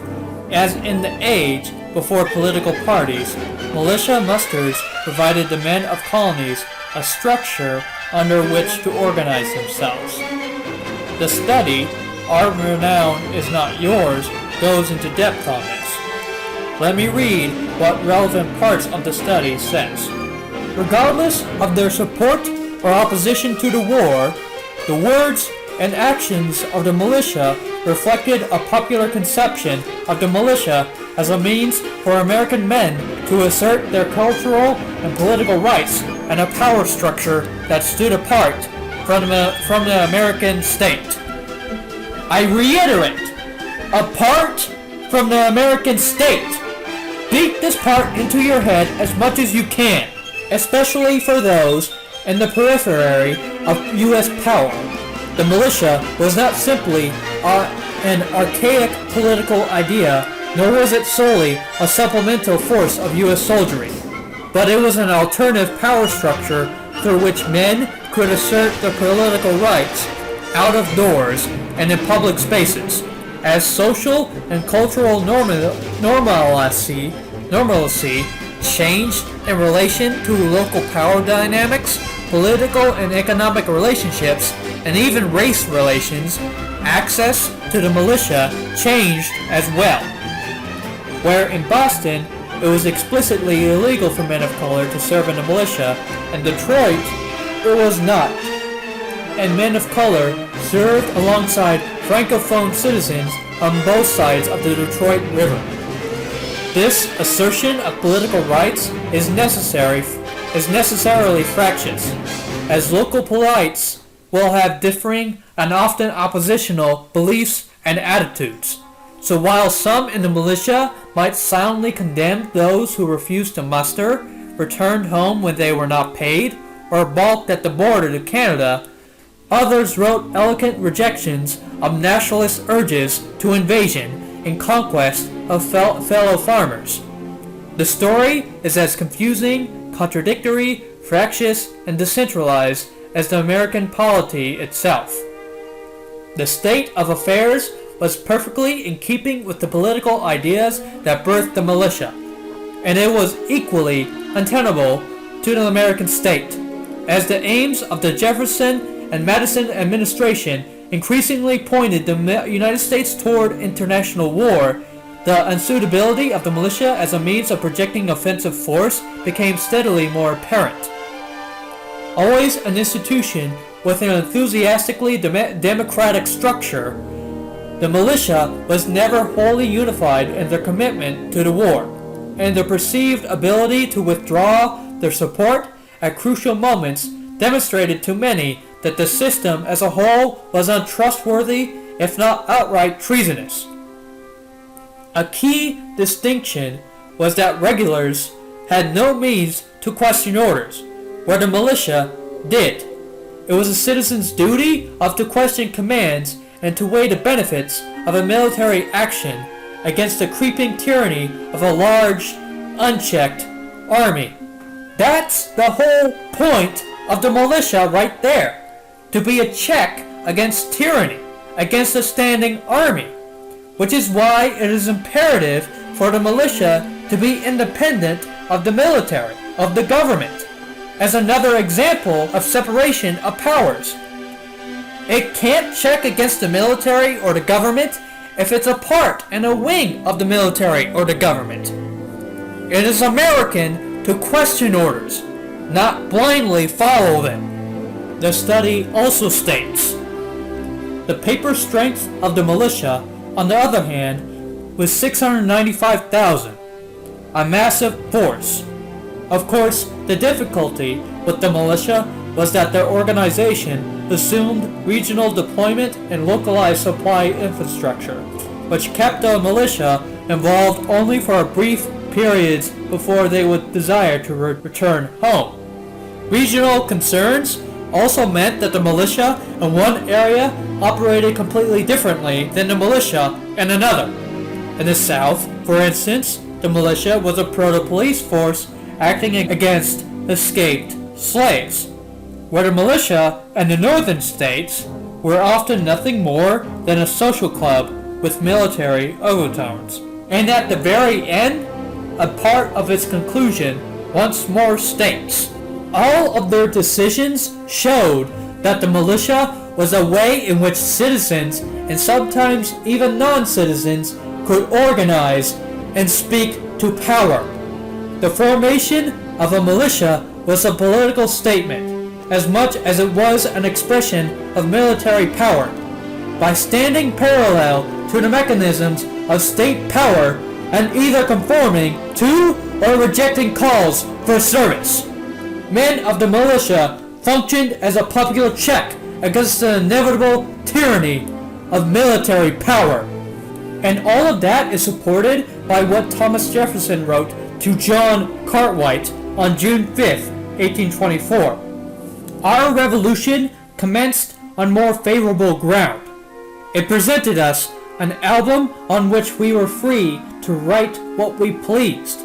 We had no occasion to search into musty records, to hunt up royal parchments, or to investigate the laws and institutions of a semi-barbarous ancestry. We appealed to those of nature and found them engraved in our hearts. Yet we did not avail ourselves of all the advantages of our position.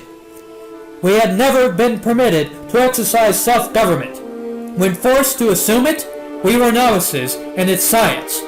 Its principles and forms had entered little into our former education.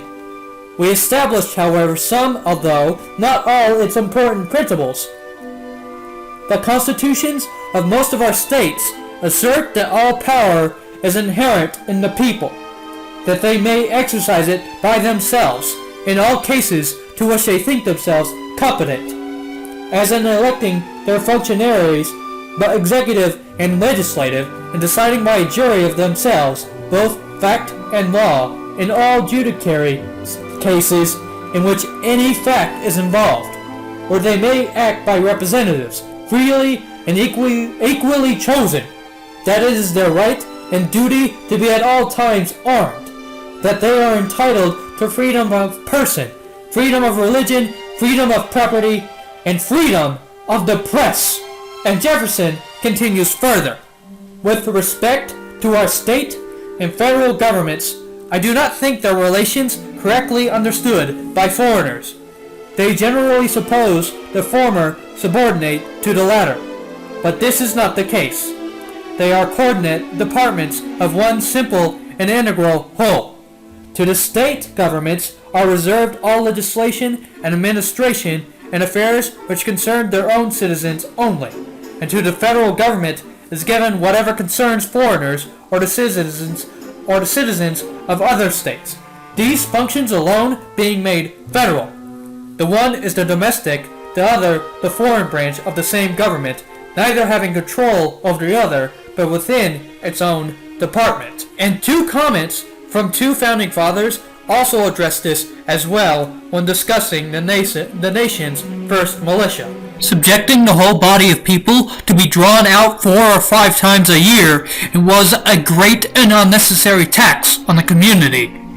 As far as the whole body of the people are necessary to the general defense, they ought to be armed, but the law ought not to require more than is necessary, for that would be a just cause of complaint. There are so few freemen in the United States who are not able to provide themselves with arms and accoutrements that any provision on the part of the United States is unnecessary and improper. And one supporting story at the start of the Revolution in Virginia that will go into detail in Part 2. As the Revolution just exploded in early 75, Virginia was on the way to be at the forefront alongside Massachusetts. Patrick Henry formed an independent militia as a response in order to get ahead of what they are already behind. And Henry's example became widespread across the states and copied everywhere. Every county is now arming a company of men whom they call an independent company for the avowed purpose of protecting their committee and to be employed against government if occasion required. But this scared Lord Dunmore, the British governor of Virginia, on April 21st, 1775, he seized gunpowder from the public magazine to try and prevent rebellion. This was folly, as it only incited a furious militia, breathing down its neck, gathered around his palace, ready for anything. Dunmore was angry about this present militia, noting that the colonists retreating with him under the muskets of their independent company, which they left only a little distance from my house. It's all there, black and white, clear as crystal. And no, any sort of federal or just in general control by the U.S. government was very limited. It is not a national nor professional soldiery. It is a citizen soldiery. It cannot be used for militaristic nationalist purposes like a mongrel pup to abuse and go on an offensive. At best, it's limited to home defense or service. Legislative and judicial branches has always made this distinction point blank. It is not a part of the army. It is not a part of the land forces of the United States, even when they are employed in the federal service. Period. This is even more present after the War of 1812, when the states didn't do much at all to help train militias, pretty much neglecting it. Starting in the 1830s and by 1850s, this neglect spread nationwide, as civic-minded, independent individuals continued to found and volunteered for their own private militias, trained by themselves for themselves. The narrative of the militia being sponsored by and a part of the military or the state is just false. At best, they were an extension of it through corporate charters. Anything more than that was just not present. And it also makes sense in the context that the founders hated the idea of a standing army, something we'll go into depth in part 2. What's really the difference between a state standing army versus a federal standing army, or a national standing army? They're still standing armies, and the idea that they'll be okay with one and not the other, with how they beat their drums about the evils of standing armies constantly, would just be so out of character for them. Our Renown addresses this as well. The political conception of the militia was constructed in part as a response to the violent transience of mercenaries and of standing armies. Citizen armies were by design supposed to act with the best interests of the local populace in mind, and this paradigm was threatened by the use of militias from outside the local areas. Soldiers were by their nature disinterested, unconnected to land and community, and served at the behest of their masters for money. Their very presence could lead to moral decay for the communities forced to serve their interests, as well as for the young men themselves, who were indoctrinated into a rigid hierarchy and taught to serve without question. The term automation was often used to describe the British soldiers who paraded around Boston and elsewhere in the years before the Revolution. According to much of the historiography of the militia, the key difference between regular soldiers and men of the militia was the lack of rigorous training.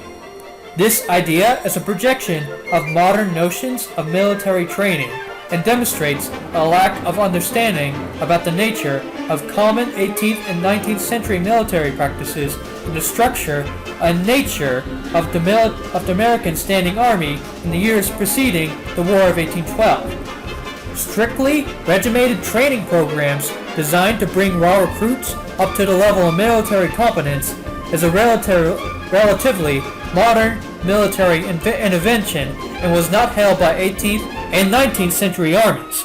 Military leaders and theorists of the time considered battlefield experience to be the key factor between steady soldier-like behavior and the chaotic panic of raw recruits.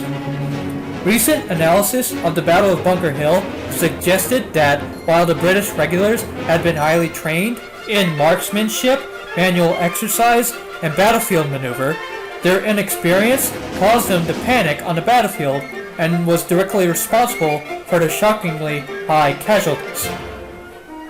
Most of the regulars in the U.S. Army at the outbreak of the War of 1812 had been freshly recruited, and only a small portion of men had any battlefield experience whatsoever, and nearly all of those were part of the 9 companies of the 4th U.S. Regiment, who had participated in the short campaign leading up to the Battle of Tippecanoe in the fall of 1811. Also, there were some scholars in the 21st century that argued that because arms bearing in colonial America was a duty, it could not have been a right. This is also nonsensical bunk. Quite simply, Americans in 17th and 18th centuries were not so interested in parsing the right/duty distinction. To them, making such purported distinction would be like arguing about which blade of the scissors does the cutting. The militia system was also heavily democratic, like how the pirates were of their ships or the natives of their war bands, in the sense that they had elected their own officers and were very inclusive. Ad hoc organizations and militias that didn't listen to any militia laws or the state that formed by themselves and for themselves were a direct challenge to the typical ideal of the white citizen soldier. Tenant farmers, free servants, and indentured servants were usually part of the militia in practice, not just in theory. Even free slaves, and of mixed or different ethnicities, were a part of the militia, at least in the North, especially in the North. In some very rare exceptions in the South, that should not be trusted as the norm as a whole. The Detroit Free Militia of the War of 1812 is a prime example of this. One Ohio militiaman, for example, wrote of free blacks, mostly renegades from Kentucky, who formed a company in the Michigan militia before the war. Free blacks, to say nothing of renegados, do not fit nearly in the hypothetical ideal of the white citizen soldier militia system, but their existence argues for the fact that the militia was a political structure that was such a critical component of social organization that even those who could not be citizens formed, sustained, and served in militias in times of war. The Detroit Free Militia was only different in its tales, and its tale starts with a man named Peter Dennison. The first mentions of Peter is in the historical records of 1784. He and his wife Hannah were listed as slaves under the ownership of William Tucker. Tucker's will stated that when he died, Peter and his wife would be freed, but not his children. He sought to free his children, but Michigan denied it to him, stating that there were no treaties between Canada and the United States requiring the return of fugitive slaves, and if freedmen established their freedom in Canada, they could not be returned to slavery upon return to the United States.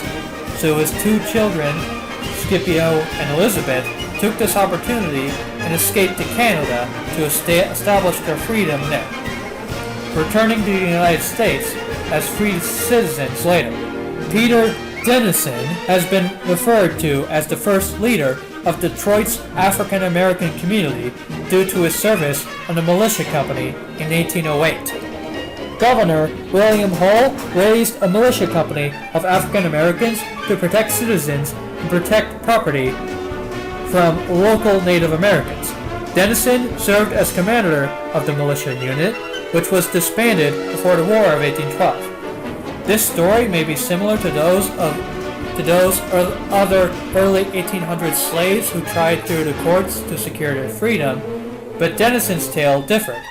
After the 1807 Chesapeake Leopard affair, Territorial Governor William Hull offered Dennison a written license permitting him to form a militia company of free blacks and runaway slaves.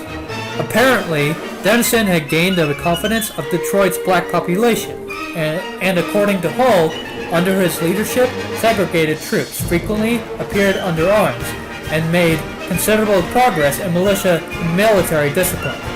Hull maintained that these men demonstrated an unquestioned attachment to our government and a determination to aid in the defense of the country. The crisis that prompted Hull to turn to Dennison and the city's black population soon passed, and the governor disbanded the militia. Many of Dennison's men had fled from bondage in Canada to the freedom of Michigan. This short-lived southern exodus undermines the traditional image of the Underground Railroad leading north to Canada and freedom. During the late 1700s and early 1800s, the route to freedom most commonly led enslaved peoples south from British Canada to free American territories in the Old Northwest. Canada had phased out slavery in 1793, but not all enslaved people had gained immediate freedom. The institution ended over time, which meant that the Michigan Territory held out the prospect of immediate freedom to those brave enough to cross the treacherous waters of the Detroit River. Yet by the end of the War of 1812, few enslaved people lived in Canada, and Canadian law prohibited the further introduction of slavery. This reality prompted enslaved Americans to venture along a well-trodden path or Underground Railroad, yet thereafter north to a new Canadian land of freedom. During the summer of 1812, Governor Hull issued commissions to Captain Dennison, to Lieutenant Ezra Burgess, and to Isnin Bozet, all three black men. Hull insisted that the segregated militia of free blacks and runaways were free citizens of the Michigan Territory, and they, like white citizens, could bear arms in times of crisis. They would shortly be needed as the United States declared war on Britain during June 1812, and Detroit would be the first theater of operations. Dennison was apparently captured when Hull surrendered the city to British General Isaac Brock. In England, however, their militias were not like that at all. The English militia may say it comprised almost all able-bodied males, but in practice, from Elizabethan times onward, the militia was select. The active English militia was mostly composed of middle-class men who owned their own small farms or businesses. Servants often showed up when a gentleman sent his servant as a substitute for his own service. The gentlemen were required to arm the substitute, who usually got the gentleman's worst gun. Except for tolerating substitutes, the English militia of the 17th and 18th centuries did not want active service from the lower classes. Unlike in England, where the militias withered after wartime, the militia in America was often a vital social and community institution, even during times when serious drill was neglected. If anyone wants to have an idea of what American militias ignored in the Deep South were like, in a general loose sense, look to the pirate ships or Native American tribes and how they govern themselves. They're the basis foundation, at least ideologically and spiritually, of our militia system. However, a massive exception to this rule is the South and their use of militias. Their use of the militia was to be a racist, xenophobic, white supremacist proto-police force with the sole purpose of hunting down escaped slaves. Slave patrolling was a primary duty of the militia there, serving to guard the white population from escapes and slave uprisings. This is what's known as slave patrols, that many on the left like to mention when the debate comes up. And this is also where our modern-day police force got its start, its foundation, for the most part. And people wonder why black people don't trust the police. Practices of slave patrols in the southern colonies also varied.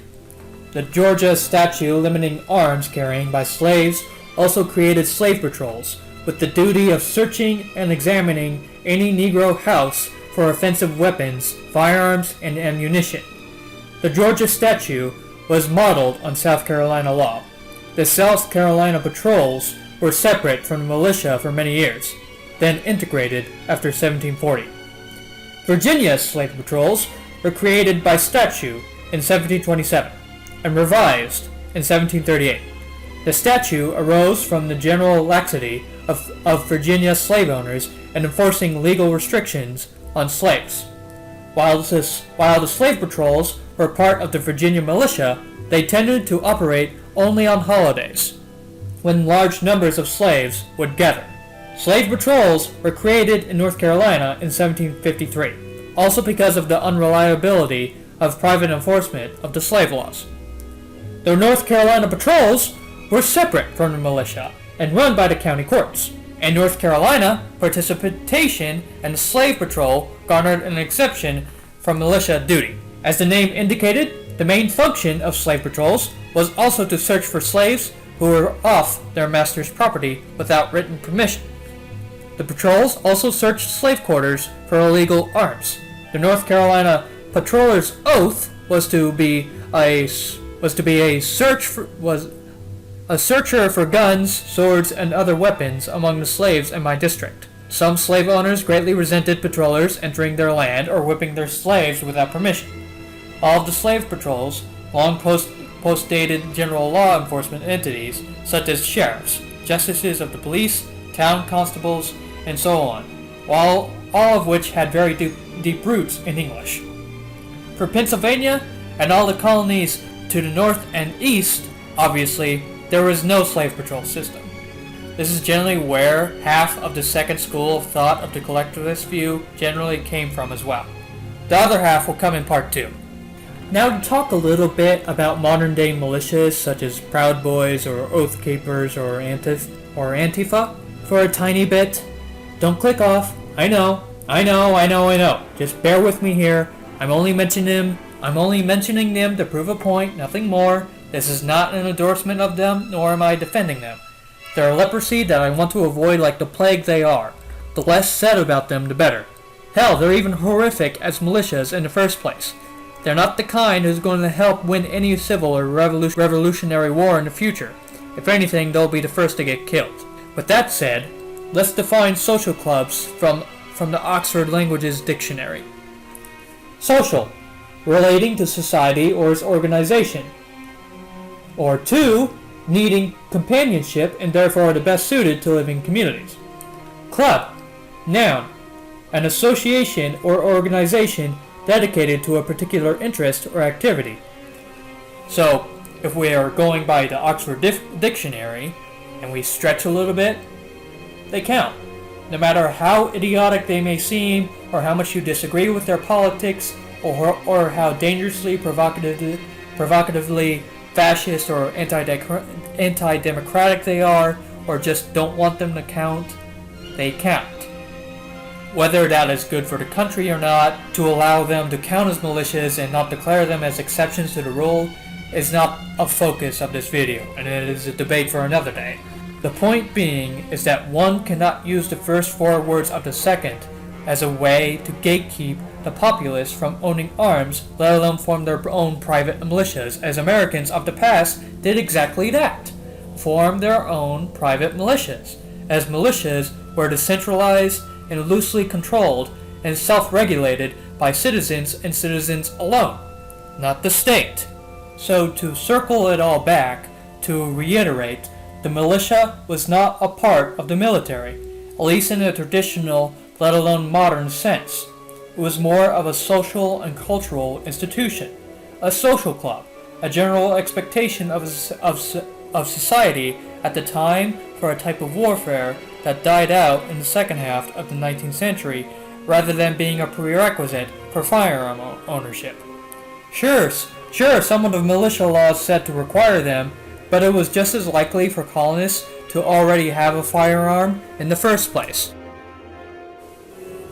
And it was merely a precaution or a provision as a, does everyone have a gun?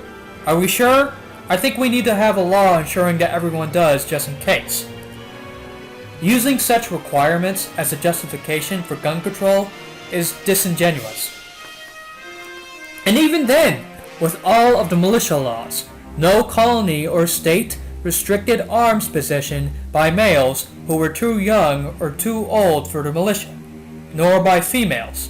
Some colonies or states put older males not physically fit for militia service, or the occupationally exempted on the alarm list. They would not train or march off with the militia, but they were required to have militia equipment and defend their community if it were attacked. No state authorized female service in militia, but several, Massachusetts, Maryland, Virginia, Delaware, New Hampshire, Vermont, and Connecticut, at least sometimes required females to have the same arms as militiamen. Like males, who are militia exempt because of age or occupation, armed females were part of their community's emergency defense. And this is where a big disconnect occurs between both sides, and where the political differences and influence that we have discussed at the beginning, those of Europe and those of America, become apparent. I was in an online argument with someone on Reddit a long while back where this person heavily emphasized the first 4 words of the second, the most common tactic of the collectivist right supporters. And I merely responded to him, alongside other things, and asked one simple question. Why is it so hard for you and many others to believe that the people can come together to organize and regulate themselves without any government interference? And the person's response was, word for word, because they're clearly not capable of doing it without frequent violence. It's anecdotal, sure, but this one conversation really paints the big picture of how Collectivist View supporters view the militia. They are indirectly, if not directly, influenced by Hobbes, Rousseau, and European views and institutions, who cannot conceive of the people operating on their own free whim, self-governing themselves, setting their own community rules that chose for themselves, by themselves, without constant violence. So the only conclusion can be made is that the militia is a state-owned institution, non-privately, and the militia service is required to own a gun. No exception. It's a very European view of it. Now, to finish off part 1, I'm going to get rid of one of the elephants out of the room right away, so we don't have to talk about it as much later on going forward. Of how I talked about, which is how they make the connection that the well-regulated militia in the Second Amendment means the government or government regulations. It's a constant theme you see online, mass media, and even on the Congress floor. They point to the phrase whenever the topic comes up and infer it to mean government regulations or any gun control law that they desire. I really want to stress my point hard on this so there is no confusion. Obviously there's an inherent flaw in treating those 4 words that way, and is thinking or treating the militia laws of the time are equal or the same to the military National Guard laws of today, which is just incorrect. First, saying the rules or laws of rural colonies during the colonial days are anywhere near the same of the enforceable laws of today applying modern standards of law unto the laws of old, expecting to be just the same and the people that follow them to be just the same as today, is just cognitive dissonance. It doesn't make a lot of sense.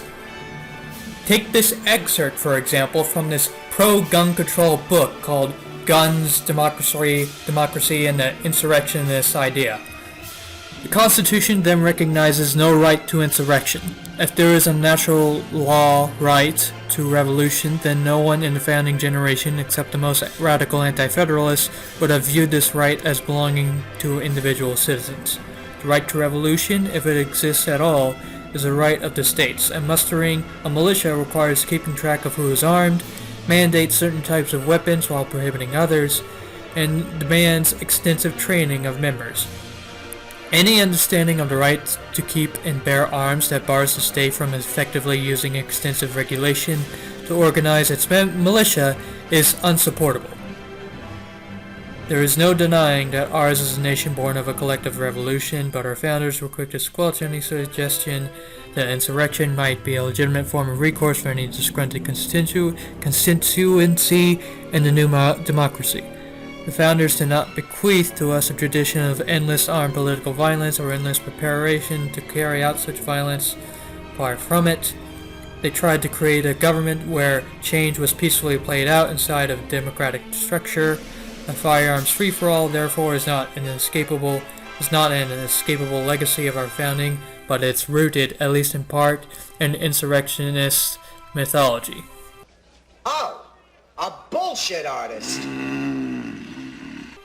That's just a taste of how much Hobbesian bullshit there is over this entire debate in the modern world.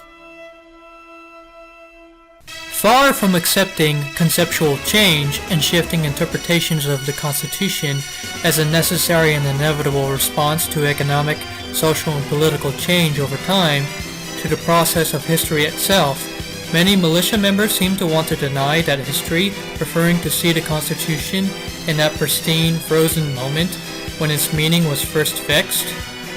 Ironically, the impact of the forces of historical change on these militia members seem to have led not to a greater understanding of history, but to an attempt to escape history. One of the results of this approach is the militia movement's often simplistic comparisons between conditions as they are now and those that were supposed to be in the past, comparisons which ignore, or at least downplay, the historical developments that have occurred to take the United States from one position to the other.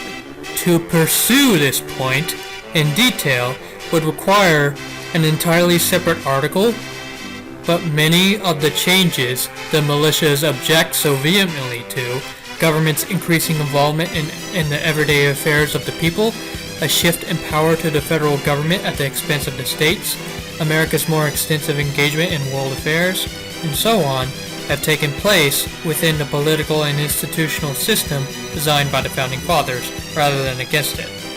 And it is a reluctance to recognize and acknowledge these processes of change, which to a considerable extent marks out militia members as extremists, rather than any of their historical claims in themselves. Shut him! Cut out his tongue! Shoot him and cut out his tongue, then shoot his tongue.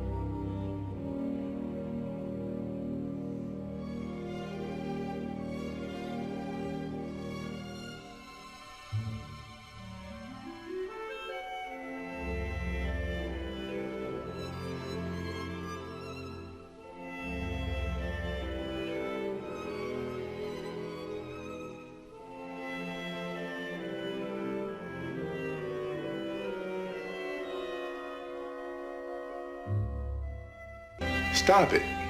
Get some help.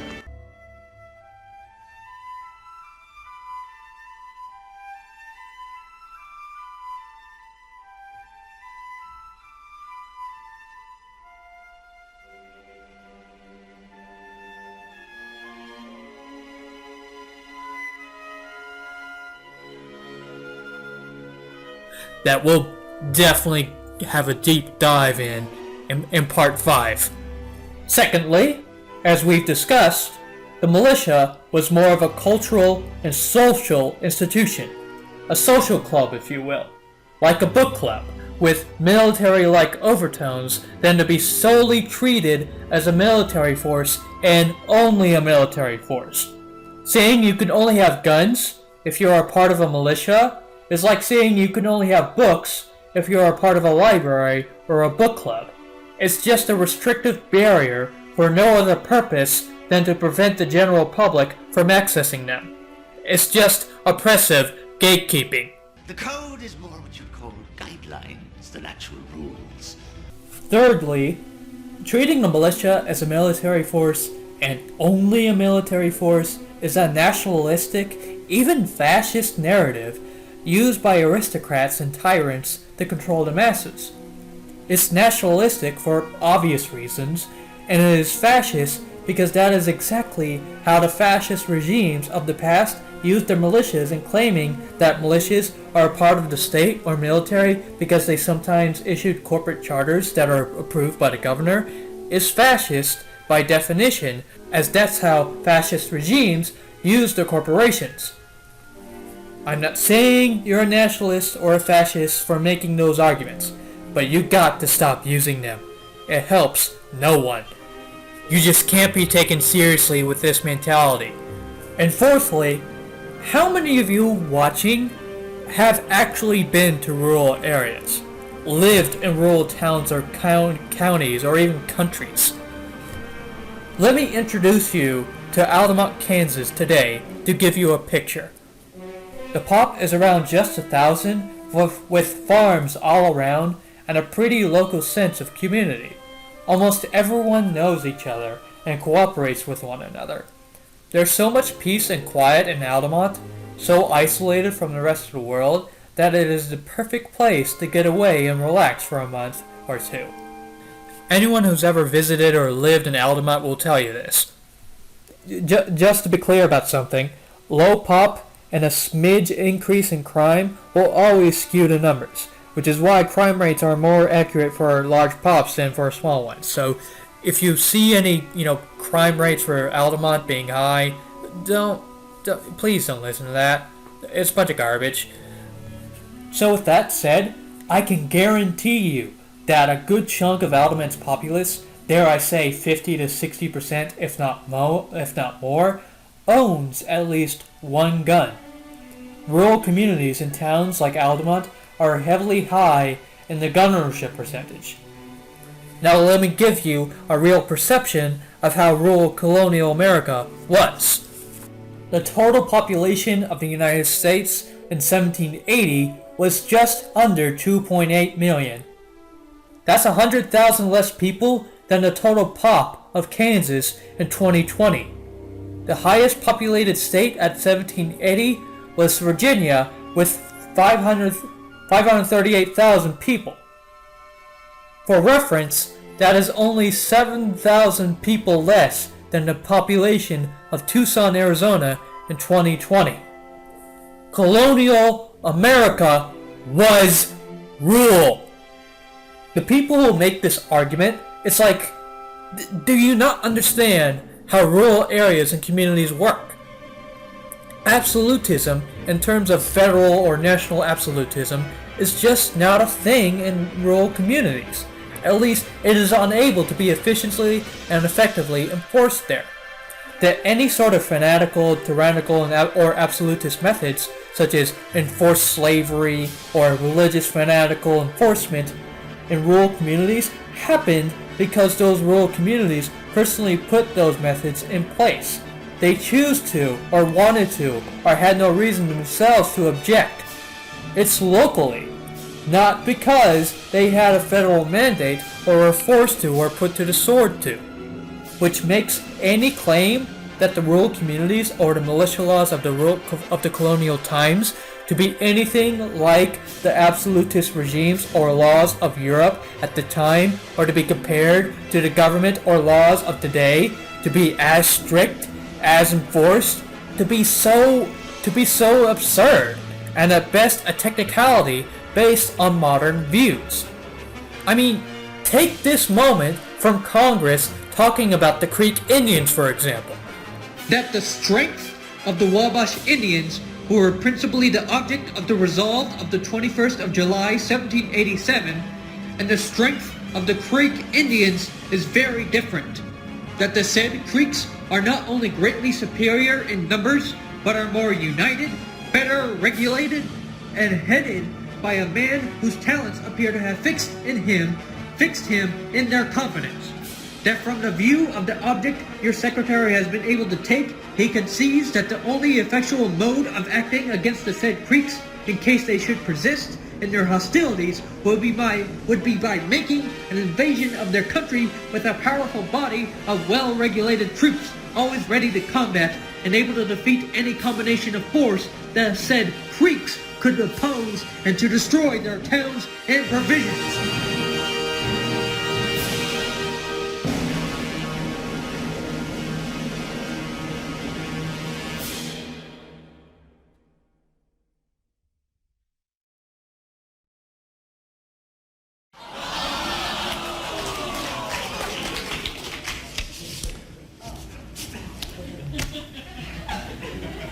This isn't even fun anymore.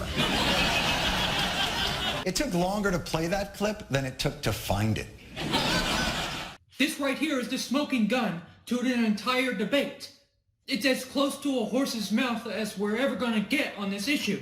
If we take well-regulated means government control to its logical conclusion, then this quote would mean that the Native Americans, who were supposed to be this decentralized stateless society who didn't even believe in taxes, was actually a unitary centralized state, which is just absurd. This is also why I talked about the big institutions of America and compared it to Europe. And this obviously fits under well-regulated, meaning actually well-trained or well-equipped, as many pro-gun advocates say. They pretty much call the Creek Indians well-regulated. They fit under what they had in mind. Are you really going to sit there and tell me that the Creek Indians are as organized or controlled on the same level as the European armies or governments of that time, let alone the modern armies or governments today? Really? Seriously? Because if you're truly going to sit there and say that the rural and local militias and the Native American tribes were as organized, as regulated, as administrative, as authoritative, to be as treated, to be anywhere near the same scale as the militaries and governments of the absolutist tyrannies at that time, let alone be compared to be the same as the militaries and governments or the National Guard of today, then I really don't know what else to tell you, other than you're being severely intellectually dishonest and acting in severe bad faith, because it's just so damn silly. It's just straight up cognitive dissonance. You're just not serious. I love you, but you are not serious people.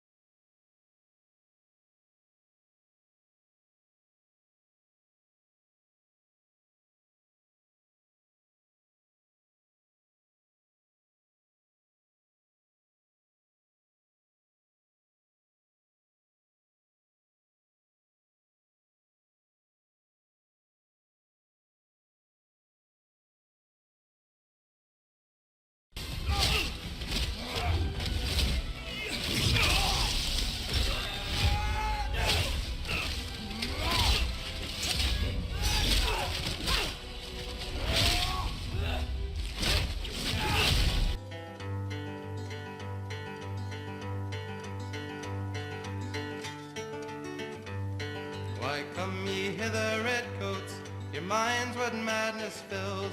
In our valleys there is danger, and there's danger in our hills. Ah, hear ye not the ringing of the bugle wild and free? Full soon you'll know the ringing of the rifle from the tree. For the rifle, in our hands will prove no trifle. For the rifle, in our hands will prove no trifle. You ride a goodly steed, you may know another master. Be forward, come with speed, but you'll learn to back much faster when you meet our mountain boys and their leader Johnny Stark.